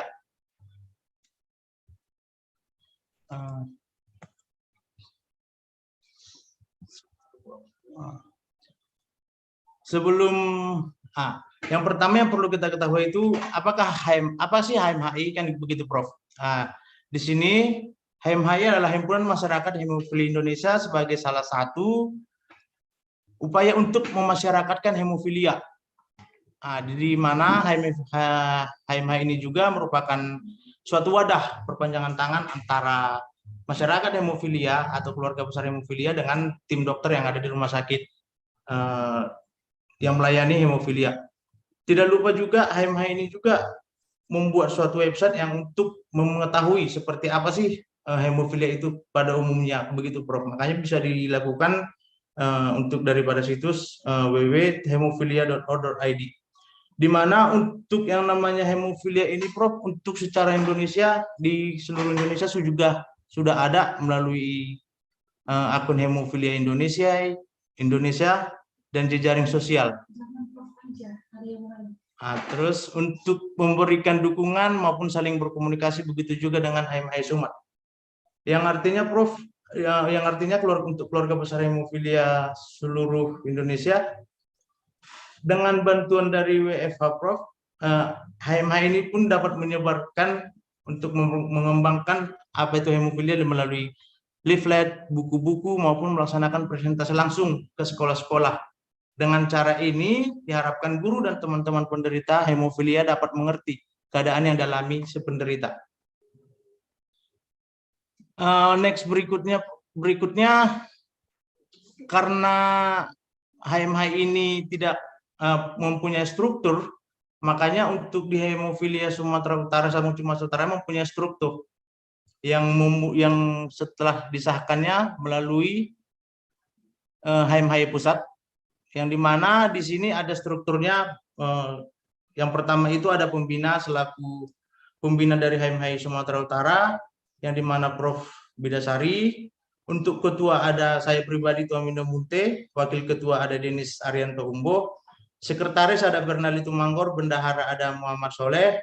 Untuk hubungan masyarakat ada kawan kita juga penderita Andi Syahputra Simanjuntak, dan juga kita tidak pernah lepas dari yang namanya tim medis yang ada di Rumah Sakit Haji Adam Malik. Berikutnya, untuk jumlah individu penyandang hemofilia yang ada di Sumatera Utara itu, untuk total secara keseluruhan itu, untuk setelah dijumlahkan baik penyandang hemofilia A dan B itu ada sekitar 148, yang dimana semua hemofilia A itu ada 130, hemofilia B 18, yang untuk kategori hemofilia ringan itu ada 10, untuk hemofilia A-nya, untuk hemofilia B-nya ringan ada 3 orang, untuk sedang 75 orang, untuk hemofilia B lagi sedang ada 15, dan selebihnya untuk hemofilia A itu hemofilia dalam kategori berat. Berikutnya, Prof, apa sih tugas HMHI Sumatera Utara secara khusus di sini? Di sini, Prof, ada kujabarkan. Yang pertama itu ada pendampingan, ada pendekatan, edukasi, fasilitator, dan perpanjangan tangan. Sedikit kujelaskan untuk keluarga besar hemofilia Sumatera Utara. Pendampingan di sini yang saya maksud adalah ketika adik-adik atau keluarga besar hemofilia, baik anak ataupun dewasa, ketika datang ke Rumah Sakit Haji Adam Malik untuk melakukan yang namanya pengobatan, baik yang datang melalui IGD ataupun instalasi rawat jalan, kita selalu dampingi. Jadi jangan pernah keluarga besar hemofilia itu, atau baik anak ataupun kawan-kawan hemofilia, tidak datang ke Rumah Sakit Haji Adam Malik itu merasa sendiri. Jadi setiap kali mereka datang ke Rumah Sakit Haji Adam Malik untuk dapat perawatan itu, kita akan selalu dampingi. Disinilah tugas utama daripada, tugas pentingnya daripada HMHI Sumatera Utara. Yang kedua ada pendekatan. Pendekatan ini seperti ini. Banyak yang kami jumpai di lapangan ketika adik-adik atau keluarga kawan-kawan dewasa itu, ya secara khusus kami jumpainya sering di anak. Karena apa? Banyak daripada keluarga besar, orang tua daripada hemofilia adik-adik kami ini, ketika kita lakukan pendekatan, mereka beranggapan seperti yang ada sesuatu yang aneh gitu. Yang artinya apa? Kita udah lakukan pendekatan, yang artinya kita udah tahu bahwasanya adik kita itu adalah penderita hemofilia. Ketika kita datang, kadang kita diinfo daripada tim kakak perawat yang ada di ruangan, ataupun kita dapat juga info dari tim dokter, yang dalam hal ini ya kadang kami dapat infonya dari dokter Olga, kan begitu. Jadi ketika kita sudah diberitahu bahwasanya ada adik kalian ini yang terpapar hemofilia atau yang terdeteksi hemofilia, hasil faktor labanya sekian, begini-begini, terjadi pendarahan seperti ini. Kita melakukan pendekatan ini, Prof. Kita melakukan pendekatan, tapi pada saat di pendekatan ini masih banyak orang tua daripada adik-adik hemofilia beranggapan kalian dari mana, kan begitu. Hanya saja karena ibaratnya kita sudah dibekali yang namanya sedikit tentang hemofilia, makanya kita jelaskan, yang walaupun secara lebih, untuk menjelaskannya lebih terperinci itu ya tim dokter. Disinilah tugas dari pendekatan. Edukasi ini ya seperti yang dilakukan kami pada umumnya ini adalah pribadi, yang artinya kami datang ke rumah pasien atau ke rumah adik-adik kami hemofilia, baik yang dewasa ataupun anak, kami datangi. Yang artinya apa? Ini edukasi tanpa didampingi oleh pihak dokter. Yang artinya kalau edukasi ini kan lebih cenderung, kalau ibaratnya berbicara edukasi, kita lebih bahwasanya kita harus bawa tim medis, kan begitu. Hanya saja ini edukasi kita secara pribadi, bercerita tentang pengalaman daripada kita yang sudah lama terdiagnosa kepada keluarga adik-adik hemofilia. Di sini kita bercerita di dalam edukasi ini. Untuk fasilitator, kita di sini sebagai pelengkap. Artinya apa? Banyak yang kami jumpai di lapangan ketika adik-adik kami atau kawan-kawan hemofilia datang ke Rumah Sakit Haji Adam Malik itu untuk mendapatkan pengobatan, terkendala. Yang artinya apa? Pernah kejadian kasus kami jumpa di Adam Malik, dia datang dalam keadaan pendarahan gitu, hanya saja terbebani di mana? Di BPJS yang menunggak, BPJS yang sudah beberapa tahun tidak dibayar. Jadi dari sini kami bisa fasilitator dengan cara, coba deh, apa yang bisa kami bantu? Apa yang bisa HMHI bantu untuk meringankan, atau ibaratnya setidaknya kalau macam di Adam Malik ini, kan kita tahu bahwasanya untuk pembayaran apabila terjadi penunggakan daripada BPJS itu kan 3 kali 24 jam. Jadi yang apabila 3 kali 24 jam ini, biaya ini tidak bisa, atau ibaratnya biaya BPJS tidak bisa dilunasi, maka akan dikenakan biaya secara pribadi langsung ke pasien. Jadi kita di sini fasilitator. Jadi artinya apa yang bisa kita bantu? Apa yang HMHI bisa bantu? Kalau semisal ibaratnya HMHI keluarga hemofilia itu mengalami kesulitan di dana, coba kita bantu dari mana? Mungkin kita akan menggalang dana, ibaratnya kita kumpulkan keluarga besar adik-adik, keluarga besar hemofilia baik anak atau dewasa, setidaknya menyumbang, setidaknya hanya untuk mencoba membiayai atau melunasi sedikit biaya daripada HMHI yang menunggak. Perpanjangan tangan ini seperti yang kita bilang, yang kami HMHI lakukan ini adalah apabila ada masalah daripada keluarga besar hemofilia baik anak ataupun dewasa, yang artinya apa? Orang tua pasien anak adik-adik kami ini mungkin masih berpikiran, apa sih hemofilia? Apa sih? Bagaimana sih ke depannya? Apakah anakku bisa normal? Apakah anak aku ini akan bisa melanjutkan tingkat pendidikan yang lebih tinggi? Di sini yang artinya perpanjangan tangan ini kami fungsikan untuk coba deh kita jumpa sama dokter, coba deh kita cerita-cerita sama dokter, coba deh kita kakak atau ibu atau bapak cerita ke dokter seperti apa ke depannya tentang pendidikan lah secara khusus untuk adik-adik hemofilia. Yang artinya apa? Kalau hanya kami yang, kalau memang benar bisa kami kadang bercerita, kami aja bisa ada yang sekolah, ada yang bisa kuliah, ada yang bisa kerja, yang walaupun mungkin pekerjaannya akan terhambat dengan adanya keluhan.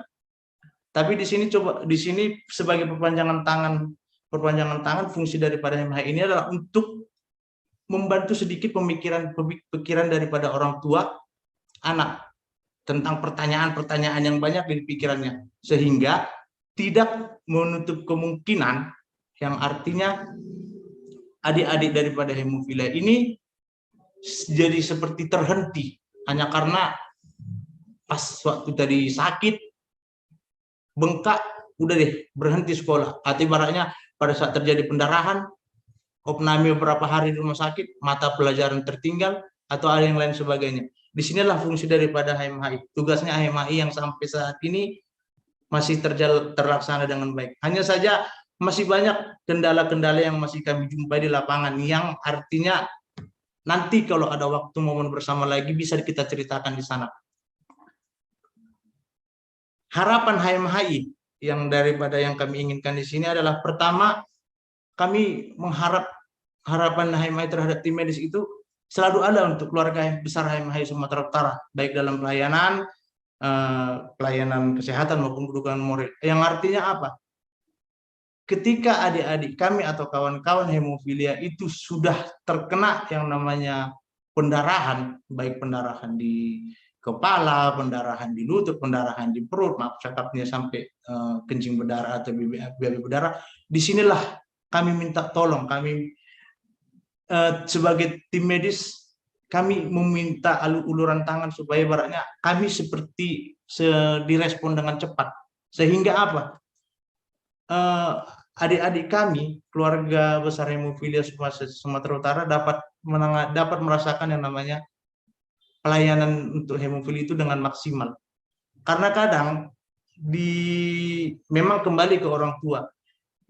Di pelayanan yang seperti ini yang kadang setelah mungkin udahlah lama datang kan begitu. Hanya disinilah yang kami inginkan. Artinya kami mau tim dokter ini adalah seperti keluarga utama kami, keluarga besar kami.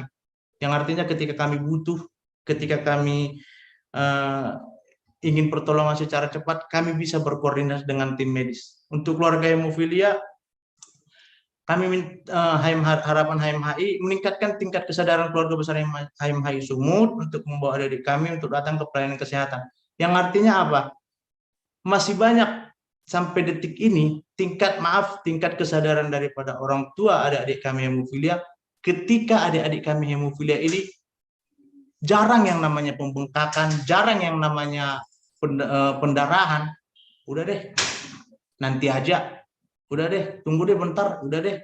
Nanti kalau memang ada keluhan, disinilah yang jadi masalah. Jadi harapan daripada HMHI terhadap keluarga besar, ayo kakak-kakak, bapak-bapak, ibu-ibu atau kawan-kawan, silahkan datang ke rumah sakit Adam Malik. Jangan sampai betul-betul sudah pendarahan hebat, pendarahan udah sampai ibaratnya HB turun apa segala macam baru datang ke Adam Malik. Yang kedua, selalu memperhatikan adik hemofilia supaya lebih bijak untuk memberikan informasi kepada HMHI terkait kondisi kesehatannya. Yang artinya apa? Jangan pernah takut, jangan pernah ragu ketika terjadi sesuatu. Mungkin karena ibaratnya gengsi atau gimana, yang namanya mungkin malu memberitahukan keluhannya, jangan. Ini harapan kami kepada keluarga, orang tua secara khusus adik-adik kami, ketika yang namanya terjadi pendarahan, tolong hubungi kami, tolong informasikan. Karena apa? Kita punya grup WA. Di sana kita bisa bercerita tentang apa keluhan daripada adik-adik kita. Yang ketiga, menjalin kerjasama yang baik antara semua keluarga besar hemofilia dengan tujuan meningkatkan jalinan silaturahmi. Yang artinya apa? Dengan kita bercerita di dalam sesama hemofilia, kita bisa tahu apa yang menjadi kendala. Ibaratnya pengalaman pengalaman adik kami yang hemofilia ini belum tentu sama dengan hemofilia ini. Yang artinya apa? Di sini kita bisa bercerita. Contoh, anakku pertama tanda dan gejalanya seperti ini, seperti ini, seperti ini. Yang artinya apa? Dengan artinya pengalaman yang ibu keluarga besar hemofilia adik-adik kami ini kan bisa diseringkan, bisa dibaraknya. Coba deh bikin ini, coba deh bikin ini. Tapi dengan tujuan tetap juga kembali ke rumah sakit ke rumah sakit untuk mendapatkan pelayanan. Memperhatikan persyaratan untuk keluarga besar HMHI Sumatera Utara baik dalam BPJS dan rujukan. Untuk poin terakhir ini saya mau sedikit jelaskan di sini kadang yang jadi masalah. Karena apa? Untuk melengkapi yang namanya berkas-berkas untuk datang ke rumah sakit untuk mendapatkan pelayanan hemofilia baik dalam melalui IGD ataupun mungkin instalasi rawat jalan. Di sini yang jadi masalah ini adalah seperti yang saya bilang tadi, biaya BPJS. Apakah memang nggak pernah menunggak? Apakah bagi yang membayar pribadi, kalau yang dibayar pemerintah ya nggak masalah. Hanya saja kembali ke rujukan. Rujukan inilah yang selalu menjadi masalah. Karena apa? Sampai detik ini, inilah masih tugas HMHI, termasuk tugas HMHI juga. Sampai detik ini, rujukan ini menjadi suatu seperti masalah. Yang artinya apa? Benar, kita masih seperti dibuat bola. Dibuat bola artinya kita harus ke rumah sakit, dari puskesmas kita harus ke sini dulu, dari puskesmas harus ke rumah sakit dulu. Begitulah. Yang artinya apa? Jadi kadang mungkin karena sistem pengurusan rujukan ini agak sedikit payah atau mungkin agak sulit, makanya mungkin daripada pikiran orang tua adik-adik hemofilia, udah deh nanti aja deh, orang belum ada keluhan. Yang terakhir, harapan HMHI terhadap pasien. Ini lebih ke apanya sih, kalau untuk kawan-kawan malah bukan begitu. Jadi yang saya harapkan, ayo jangan pernah malu untuk bahwasanya kita hemofili. Apa yang mau kita buat malu? Atau juga kita udah terlahir seperti ini, nggak pernah yang namanya mengeluh. Mengeluh itu boleh, hanya saja harus semangat. Nah, yang terakhir, Dok, ini foto terakhir daripada kami pengurus. Ya, kebetulan saudara daripada ketua kita sebelumnya masih kami cantumkan, karena apa? Beliau yang sudah banyak mengajarkan saya untuk bersosialisasi. Hanya saja beliau sudah pergi duluan. Semangat hemofili masih selalu ada untuk kami berempat, secara yang timnya inilah, Prof. Jadi semangat daripada almarhum, maaf, Bang Arif Muhammad Arif Pohan akan selalu ada, Prof, untuk HMHI Sumatera Utara. Terima kasih. Demikian yang bisa saya paparkan untuk siang hari ini. Kembali saya berikan kepada Prof Bidasari. Terima kasih, Prof. Terima kasih Pak Tuamindo ya, sudah yang memaparkan bagaimana kondisi dan harapan dari HMAI cabang Sumatera Utara ya. Jadi beliau ini sangat aktif ya, kalau saya lihat di lapangan, di dalam mendampingi untuk supaya pelayanan para pasien hemofili ini bisa mendapatkan pelayanan yang maksimal ya, juga mendampingi dan mencoba memberikan semangat kepada para keluarga. Baiklah, kita lanjut kepada sesi pertanyaan. Jadi ada beberapa pertanyaan yang sudah masuk ya kepada kita di sini. Jadi pada kesempatan pertama saya menyampaikan kepada Dr. Ika ya di sini ada pertanyaan dari Satrio yang menanyakan apakah para penderita hemofilia wajib diberikan faktor konsentrat sebelum diberikan, maksudnya mungkin sebelum diberikan imunisasi ya di sini. Dan ataukah setelah diberikan imunisasi hanya cukup dengan memberikan satu RICE. Nah ini mungkin nanti dijawab nanti kolaborasinya antara Dr. Ika dan Dr. Olga. Silakan dulu Dr. Ika, apakah di dalam memberikan imunisasi ini ada kewajiban untuk memberikan faktor konsentrat? Baik, terima kasih Prof. Atas pertanyaannya untuk Bapak Satrio. Dari Panduan Nasional Pelayanan Kedokteran untuk vaksinasi, di situ sudah dijelaskan kalau vaksinasi itu hak semua anak termasuk yang hemofili. Jadi kalau untuk masalah pemberian faktor pembekuannya apakah diberikan atau tidak, kalau untuk yang subkutan dibaca di situ tidak ada disampaikan apakah diberikan atau tidak, karena dia hanya menyampaikan memakai jarum suntik yang lebih kecil, ukuran lebih kecil sebelum dan sesudah vaksinasi diberikan kompres es. Kompres es sebelumnya 5 menit dan sesudahnya 5 menit disertai dengan penekanan. Namun kalau pemberiannya secara intramuskular, bila diperlukan dapat diberikan faktor pembekuan. Mungkin untuk itu saya silahkan Dr. Olga untuk untuk memberikan tanggapannya Dr. Olga. Ya, silakan Dr. Olga. Baik, terima kasih. Ya, menyambung dari Dr. Ika, bahwa memang kalau secara sebutan cukup ya, hanya cukup dengan pemberian es terlebih dahulu. Namun, bila kita masih sanksikan nanti jatuhnya cara pemberiannya subkutan atau intramuskular, jadi kalau awam ya, penyuntikan itu banyak tipe. Yang kita takut dia penyuntikannya sampai ke otot, itu yang bisa menimbulkan perdarahan. Jadi kalau hanya subkutan dan kita yakin yang menyuntikannya terbiasa, cukup hanya dengan es saja. Namun, kalau dari kita sudah pernah melakukan penyuntikan massal ya, waktu itu kejadian difteri ya, menyatukan pemberian difteri, kita tetap dengan pemberian 30 menit sebelumnya kita berikan dulu faktor pembekuan untuk mengurangi kejadian perdarahan otot yang bisa saja terjadi, walaupun diberikan subkutan takut terjadi perdarahan otot. Ya, regulasi tetap hanya cukup dengan es saja, dengan rice itu saja.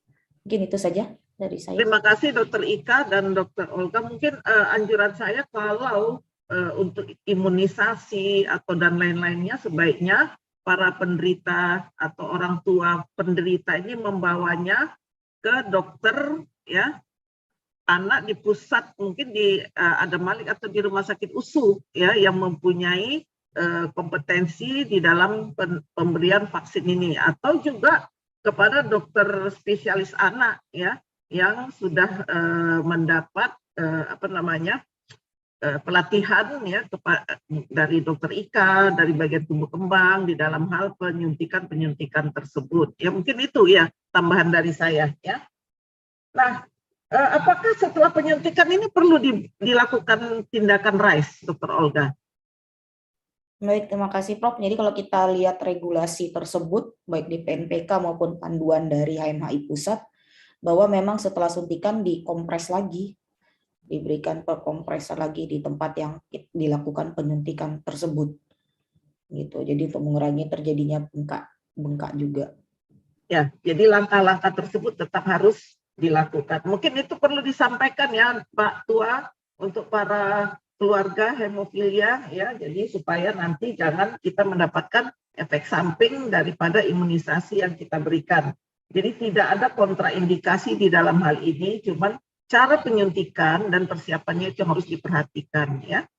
Nah, selanjutnya ada pertanyaan kepada Dr. Olga dari Rake. bagaimana sih sebaiknya kita memberikan edukasi kepada pasien hemofilia agar kejadian hematrosis ini dapat dicegah, oleh karena kita melihat keterbatasan di dalam profilaksis. Terima kasih, Prof. Saya langsung menjawab.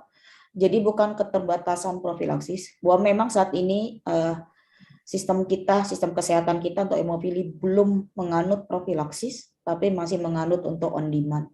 Jadi memang belum ada untuk profilaksis. Walaupun memang beda profilaksis sama on demand tidak ada.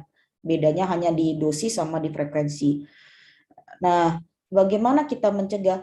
Ini yang agak ribet ya, karena penderita hemo atau penyandang hemofilia adalah anak laki-laki. Umumnya anak laki-laki tentu aktivitas fisiknya jauh lebih banyak dan akan melibatkan banyak kontak fisik. Itu yang agak ribet. Jadi dibutuhkan pertama edukasi atau pemahaman, terutama kepada keluarga kalau ini pada anak-anak. Kemudian paling penting tadi juga olahraga dan berat badan juga yang harus dijaga. Jadi olahraga seperti berenang, seperti juga jalan, itu dapat meningkatkan massa dari otot, sehingga perdarahan sendi pun juga menjadi berkurang.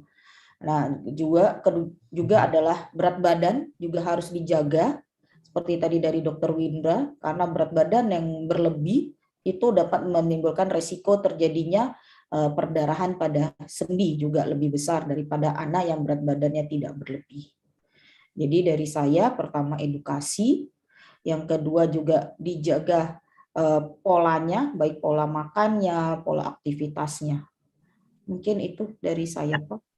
Terima kasih. Jadi seperti harapan dari HMHI, ya, mungkin perlunya satu edukasi yang secara berkesinambungan kita berikan, dan kita harus membuatkan perencanaan untuk hal-hal seperti ini, ya, baik dalam mencegah kecacatan sendi atau mencegah obesitas, udah itu melengkapkan imunisasi. Nah, ini perlu kita persiapkan, perlu kita rancang ya, mungkin Pak Tua Mindo, supaya nanti para keluarga ini bisa, informasi ini bisa lebih baik sampai kepada keluarga ini, sehingga anak-anak para penderita hemofili akan mendapatkan suatu layanan ya yang komprehensif di sini ya. Oleh karena kita harapkan ini untuk mendapatkan kualitas anak hemofilia ke depan adalah lebih baik. Selanjutnya ada juga pertanyaan, ini mungkin ditujukan juga kepada Dr. Olga.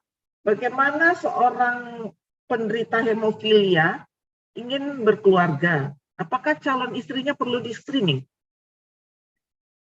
Baik, terima kasih, Prof.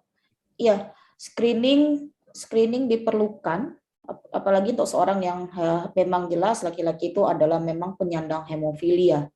Karena salah satunya untuk pola pewarisan itu, untuk mencegah terjadinya pola pewarisan. Jadi apa screening yang perlu dilakukan? Nah, itu nanti jadi kewenangan dari dokter. Jadi untuk yang mau menikah bisa untuk berkonsultasi calon istrinya tersebut dengan dokter, dalam hal ini hematologi onkologi dewasa. Dia akan dilakukan beberapa pemeriksaan. Ya, terima kasih. Jadi itu pertanyaan dari Bapak Muhammad Aceh. Jadi hal-hal ini setiap akan ada ingin menikah perlu konsultasi ke dokter konsultan hematologi onkologi dewasa ya, untuk mempersiapkan screening apa yang akan dilakukan. Nah, kemudian ada juga pertanyaan kepada Dr. Ika ya, dari Triska. Bagaimana pemberian vaksin COVID pada anak penderita hemofilia? Silakan Dr. Ika. Terima kasih Prof. Terima kasih untuk Bu Triska yang bertanya. HMHI Pusat sudah mengeluarkan rekomendasi terkait dengan vaksinasi COVID-19. Secara umum ada beberapa hal yang harus diperhatikan karena vaksin COVID-19 ini kan pemberiannya secara intramuskular. Jadi apakah anak hemofilia dapat diberikan vaksin COVID? Yang pertama, syarat umum terkait COVID-19-nya tersebut harus terpenuhi dulu. Kemudian ada rekomendasi dari dokter yang sudah merawat bahwa anak layak mendapatkan COVID-19. Kemudian mungkin nanti apakah karena ini intramuskular, tentunya seperti tadi kalau intramuskular tentunya diberikan faktor pembekuan sebelumnya setelah dia konsultasi dengan dokter yang sudah merawat, dan kemudian untuk dan orang tuanya diedukasi untuk membawa ice pack sendiri. Karena kan sebelum disuntikan tentunya harus kompres dulu di daerah di lokasi suntikan sebelum injeksi dan setelah injeksi disuntikkan juga. Dan setelah dilakukan kompres dan penekanan setelah injeksi, tentunya kita menunggu selama 30 menit untuk melihat apakah akan tertimbul hematom atau tidak. Namun kalau tidak timbul ketika dia pulang, tentu tetap harus diedukasi, dipantau 2-4 jam apakah ada hematom yang terlambat. Kemudian kalau misalnya ada timbul nyeri karena akibat suntikan tersebut, boleh diberikan yang tadi disampaikan Dr. Olga, anti nyeri ya, paracetamol yang dianjurkan. Namun kalau memang masih nyeri, tentunya bisa dibawa ke rumah sakit untuk pemeriksaan lebih lanjut.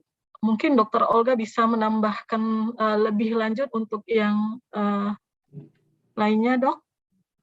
Baik, Dr. Ika. Jadi memang untuk yang pemberian vaksinasi secara menuju otot ya, namanya intramuskuler, itu sebaiknya di tempat rumah sakit yang ada dokter hemato-onkonya dan tersedia faktor pembekuannya. Karena yang harus kita pantau pasca itu adalah perdarahan otot, sehingga jadi hematom lagi, bengkak lagi gitu. Jadi biasanya kita akan melakukan observasi, kemudian kita akan kerjasama dengan HMHI. Kita pernah beberapa kali vaksinasi. Nah, mereka akan memberitahu ke kita bagaimana perkembangan pasca suntikan tersebut. Mungkin itu saja dari saya. Jadi prinsipnya di dalam menggalakkan imunisasi pada anak, apalagi kita kan sekarang sedang di dalam bulan imunisasi ya, Dr. Ika ya. Jadi tidak ada halangan di dalam memberikan imunisasi pada anak-anak hemofilia. Apalagi saat ini kan akan ada sekolah, kan sudah mulai sekolah tidak lagi online, udah luring nih sekarang. Jadi ada persyaratan bahwa anak itu sudah mendapat kecukupan vaksin. Mungkin Pak Tua harus disampaikan kepada para orang tua ya. Jadi tidak ada kontraindikasi di dalam hal ini. Jadi baiknya tetap berkoordinasi dengan dokter di pusat layanan yang tersier, di mana obat-obat faktor konsentrat itu sudah tersedia ya. Jadi dalam hal ini supaya anak itu bisa sekolah, karena ada kendala beberapa sekolah itu tidak mau menerima anak itu sekolah oleh karena vaksin COVID-nya belum ada, sedangkan vaksin-vaksin yang lain juga belum tercukupin ya. Jadi ini perlu kerjasama kita di dalam hal ini dengan HMHI ya. Baiklah, selanjutnya juga ada pertanyaan mengenai juga dari Ibu Priska ya, kepada Dr. Olga, apakah kejadian perdarahan intrakranial dapat dicegah pada anak-anak penderita hemofilia? Baik, terima kasih Prof. Jadi sama seperti juga perdarahan di tempat sendi lain, perdarahan intrakranial, pencegahannya tentu dengan edukasi ya. Seperti misalnya mereka akan melakukan kegiatan fisik, olahraga atau apa, tetap yang kita lakukan selain edukasi adalah kalau dia bersepeda pakai helm. Namun yang perlu kita tahu, kalau dia hemofilia A yang berat, terkadang itu spontanius. Jadi bangun pagi tiba-tiba perdarahan. Nah, apa yang kita lakukan? Itulah gunanya salah satunya profilaksis. Dengan pada pasien hemofilia A berat, dengan dia sering datang, jadi sebenarnya hampir mirip yang kita lakukan di Adam Malik ini, pemberian profilaksis, jadi diberikan sebelum terjadi perdarahan hebat. Jadi makanya harus sering datang rutin para penyandang ini, terutama hemofilia A berat, supaya mencegah terjadi perdarahan yang lebih hebat. Jadi edukasi, sering datang berkunjung, itu merupakan salah satu yang saya sarankan. Kemudian boleh saya sambung pertanyaan keduanya, Prof? Ya, silakan. Kapan sebaiknya screening hemofilia bila ada keluarga laki-laki ibu dicurigai hemofili? Sedini mungkin. Ketika ada seorang hemofilia, kemudian yang harus kita perhatikan adalah keluarga ibu, ya, karena ibu yang perempuan yang punya kromosom XX, jadi keluarga ibu yang kita perhatikan. Maka ketika ada pamannya atau adik atau abang dari ibunya kita curiga hemofilia, maka kita harus segera melakukan pemeriksaan kepada keluarga tersebut. Dalam hal itu, ibu maka disebut dengan obligat hemofili. Pasti karier hemofili walaupun tidak kita periksa. Karena dia mempunyai saudara laki-laki yang hemofili dan anak laki-lakinya hemofilia. Maka kapan sebaiknya? Sedini mungkin yang harus kita lakukan pemeriksaan. Mungkin itu, Prof. Ya, tetapi juga ada beberapa tulisan menyatakan bahwa hemofilia ini juga bisa muncul spontan. Walaupun di dalam keluarga itu tidak ada riwayat yang mempunyai saudaranya penyandang hemofilia. Nah, ini juga jangan nanti Pak Ketua HMHI bilang, oh ini mesti diturunkan, kok ini kok bisa muncul sendiri. Nah, jadi sebenarnya tidak mutlak diturunkan. Ada yang kejadian itu adalah spontan mutasi gennya itu pada beberapa pasien hemofilia, ya. Nah, kemudian ada pertanyaan kepada Dr. Windra, ya, dari Pak Denis.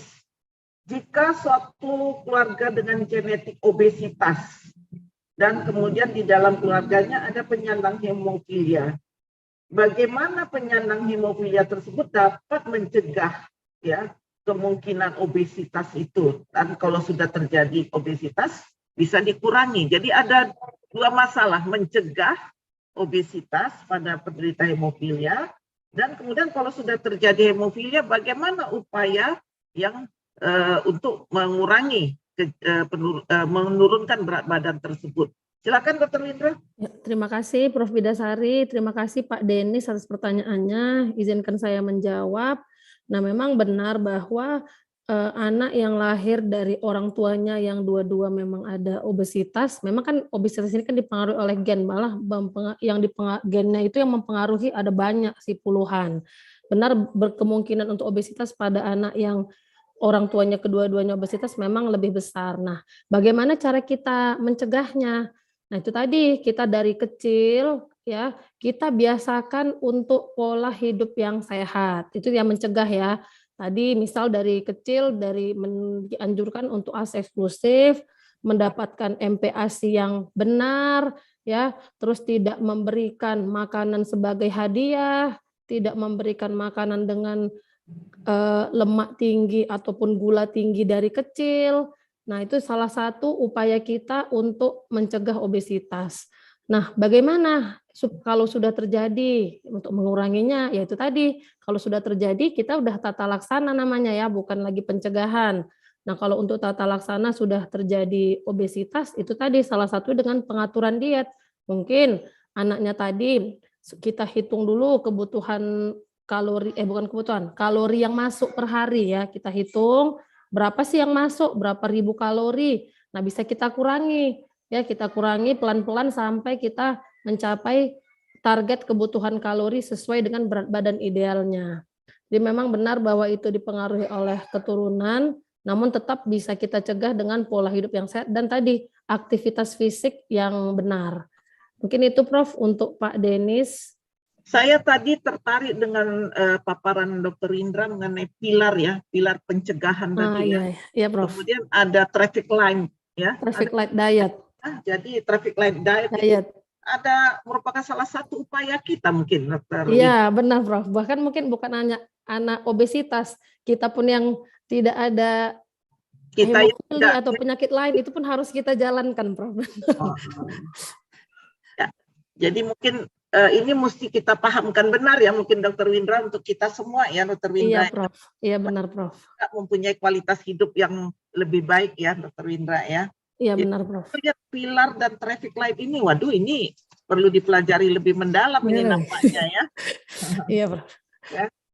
Jadi kemudian ada pertanyaan terakhir yaitu juga untuk Dr.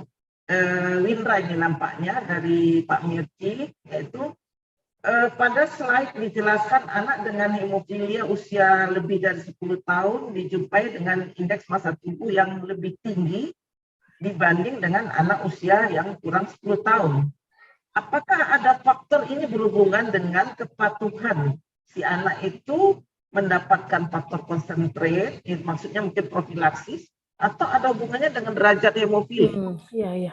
Ya, baik Prof. Terima kasih Prof. Bidasari, terima kasih Pak Miki, izinkan saya menjawab. Jadi kalau dari penelitian itu dikatakan kenapa BMI, IMT anak di atas 10 tahun lebih tinggi, itu kemungkinan karena tadi anak yang umurnya lebih panjang, otomatis kan dia durasi penyakit dia dari ketahuan penyakit kan lebih panjang. Ya, udah mengalami lebih sering perdarahan dari sendi ya, perdarahan, artropatinya pun juga mungkin lebih tinggi pada anak yang udah lama kena hemofili, maksudnya bergejala hemofili, sehingga mungkin anak tadi lebih berhati-hati, lebih menjaga-jaga untuk tidak melakukan aktivitas fisik. Nah, dari penelitian yang saya baca ini, itulah kemungkinan penyebabnya IMT-nya tadi menjadi lebih tinggi, kurang aktivitas fisik. Jadi mungkin dipengaruhi oleh penyakit hemofili tadi yang udah durasinya lebih panjang daripada anak yang di bawah 10 tahun di dekade pertama. Mungkin itu Prof yang bisa saya jawab untuk pertanyaan Dr. Miki, Pak Miki. Ya, jadi dalam hal ini mungkin saya bisa menyimpulkan ya, Iya, Prof. bahwa peranan dari himpunan masyarakat hemofilia ini ya sebenarnya banyak perannya di dalam meningkatkan kualitas hidup anak. Oleh karena mereka ini berperan serta di dalam upaya-upaya pencegahan ini ya. Walaupun kita sudah lihat bahwa Indonesia sudah Kementerian Kesehatan sudah mempunyai suatu PNPK ya. Saya lihat di situ juga sudah ada profilaksis. Hanya BPJS ya masih belum memberikan regulasi untuk memberikan profilaksis ini. Padahal kalau kita sudah berhitung, ternyata pemberian profilaksis ini akhirnya akan membuat budget BPJS itu adalah lebih ringan dibanding kalau terapi hemofilia ini adalah secara on demand. Nah, ini yang mungkin masih perlu penjajakan lagi dari para ketua HMAI pusat nanti ke Departemen Kesehatan, bagaimana kita menggolkan ya profilaksis ini ke depan supaya kecacatan pada anak-anak hemofilia ini bisa kita minimalkan. Dan kemudian upaya kita dari dokter anak ya bagaimana peran dokter anak terutama dari divisi tumbuh kembang, dari divisi nutrisi metabolik ya di dalam memberikan edukasi untuk anak-anak hemofilia ini untuk mencegah obesitas dan untuk mempersiapkan anak-anak itu sehat dengan memberikan vaksinasi yang rutin ya sesuai dengan anjuran daripada pemerintah. Nah, mungkin kalau tidak ada pertanyaan lagi, mungkin dapat saya sampaikan bahwa Ada dua lagi tuh, Prof. ada lagi ya, Iya. ada dari Pak Suryadi, orang tua Afdal Gilang Aditya, ya. Jadi ini ditujukan kepada semua pemakalah. Jadi saat ini Gilang usianya 6 tahun. Apakah ada dampak pengaruh yang serius jika anak disunat? Mungkin Dokter Olga dan dokter dari tumbuh kembang juga bisa menambahkannya. Baik, saya coba menjawab, Prof. Jadi dampak pengaruh sunat terhadap anak hemofilia. Dampaknya sama kalau kita melakukan tindakan medis, intervensi medis. Maka dampaknya perdarahan yang paling kita takutkan, perdarahan yang sulit berhenti. Maka apa yang kita lakukan ketika anak akan dilakukan tindakan intervensi medis? Di dalam salah satu slide saya sudah dibilang bahwa kita harus memberikan obat dulu. Bahkan untuk sirkumsisi kita sudah mempunyai protokolnya, berapa lama seorang anak sirkumsisi kita berikan obat. Jadi bukan mau di situ sirkumsisi, di situ kita lakukan dan di mana saja, tidak. Untuk kasus seperti hemofilia itu dilakukan di rumah sakit yang ada dokter hematonya, yang ada obatnya tersedia. Namun Bapak Ibu semua harus tahu, sirkumsisi ini tidak diberikan fasilitas pengobatan dari pemerintah. Karena saat ini pemerintah hanya memberikan pengobatan untuk yang ditimbulkan penyakit ya. Kalau sirkumsisi ini kan disengaja, tindakan pembedahan yang disengaja. Maka apa yang kita lakukan untuk anak hemofili untuk sirkumsisi? Kita akan mencarikan donasi. Kita bekerja sama dengan HMHI pusat, biasa kita akan dapat donasi, disitulah kita himpun. Disitulah kita juga akan bekerja sama dengan bedah untuk kapan bisa dilakukan. Jadi bukan berarti Bapak Ibu di situ Bapak Ibu anaknya mau sirkumsisi, di situ dilakukan, tidak saya anjurkan dan memang tidak dibenarkan. Jadi sirkumsisi jika dulu ada obatnya dulu, dan itu kita kerjasama. Ya, mungkin itu. Ada tambahan, Dokter Ika? Mungkin tambahan dari saya itu yang tadi saya sampaikan untuk masalah penyakit kronis ini, terutama hemofilia, kan diperlukan untuk kontrol teratur. Meskipun tidak ada masalah, seperti misalnya giginya nggak kenapa-kenapa kok gitu, tapi tetap harus kontrol teratur. Tujuannya untuk apa? Seperti disampaikan Dokter Olga, bukan di situ mau sirkumsisi, di situ dikasih obat. Tentunya tidak akan efektif jadinya. Jadi walaupun Bapak Ibu anaknya tidak ada masalah perdarahan atau bagaimanapun, tetap saja rutin kontrol untuk melihat apakah ada masalah yang lainnya dan untuk persiapan untuk tindakan-tindakan berikutnya. Mungkin itu saja dari saya, Prof. Ya, terima kasih. Kalau dari saya sih sebenarnya saya mengharapkan orang tua, semua orang tua itu jujur, ya. Jadi ada beberapa kali kita mendapatkan kasus ya orang tuanya tidak jujur kepada, kan ada sirkumsisi massal, sunat massal ya.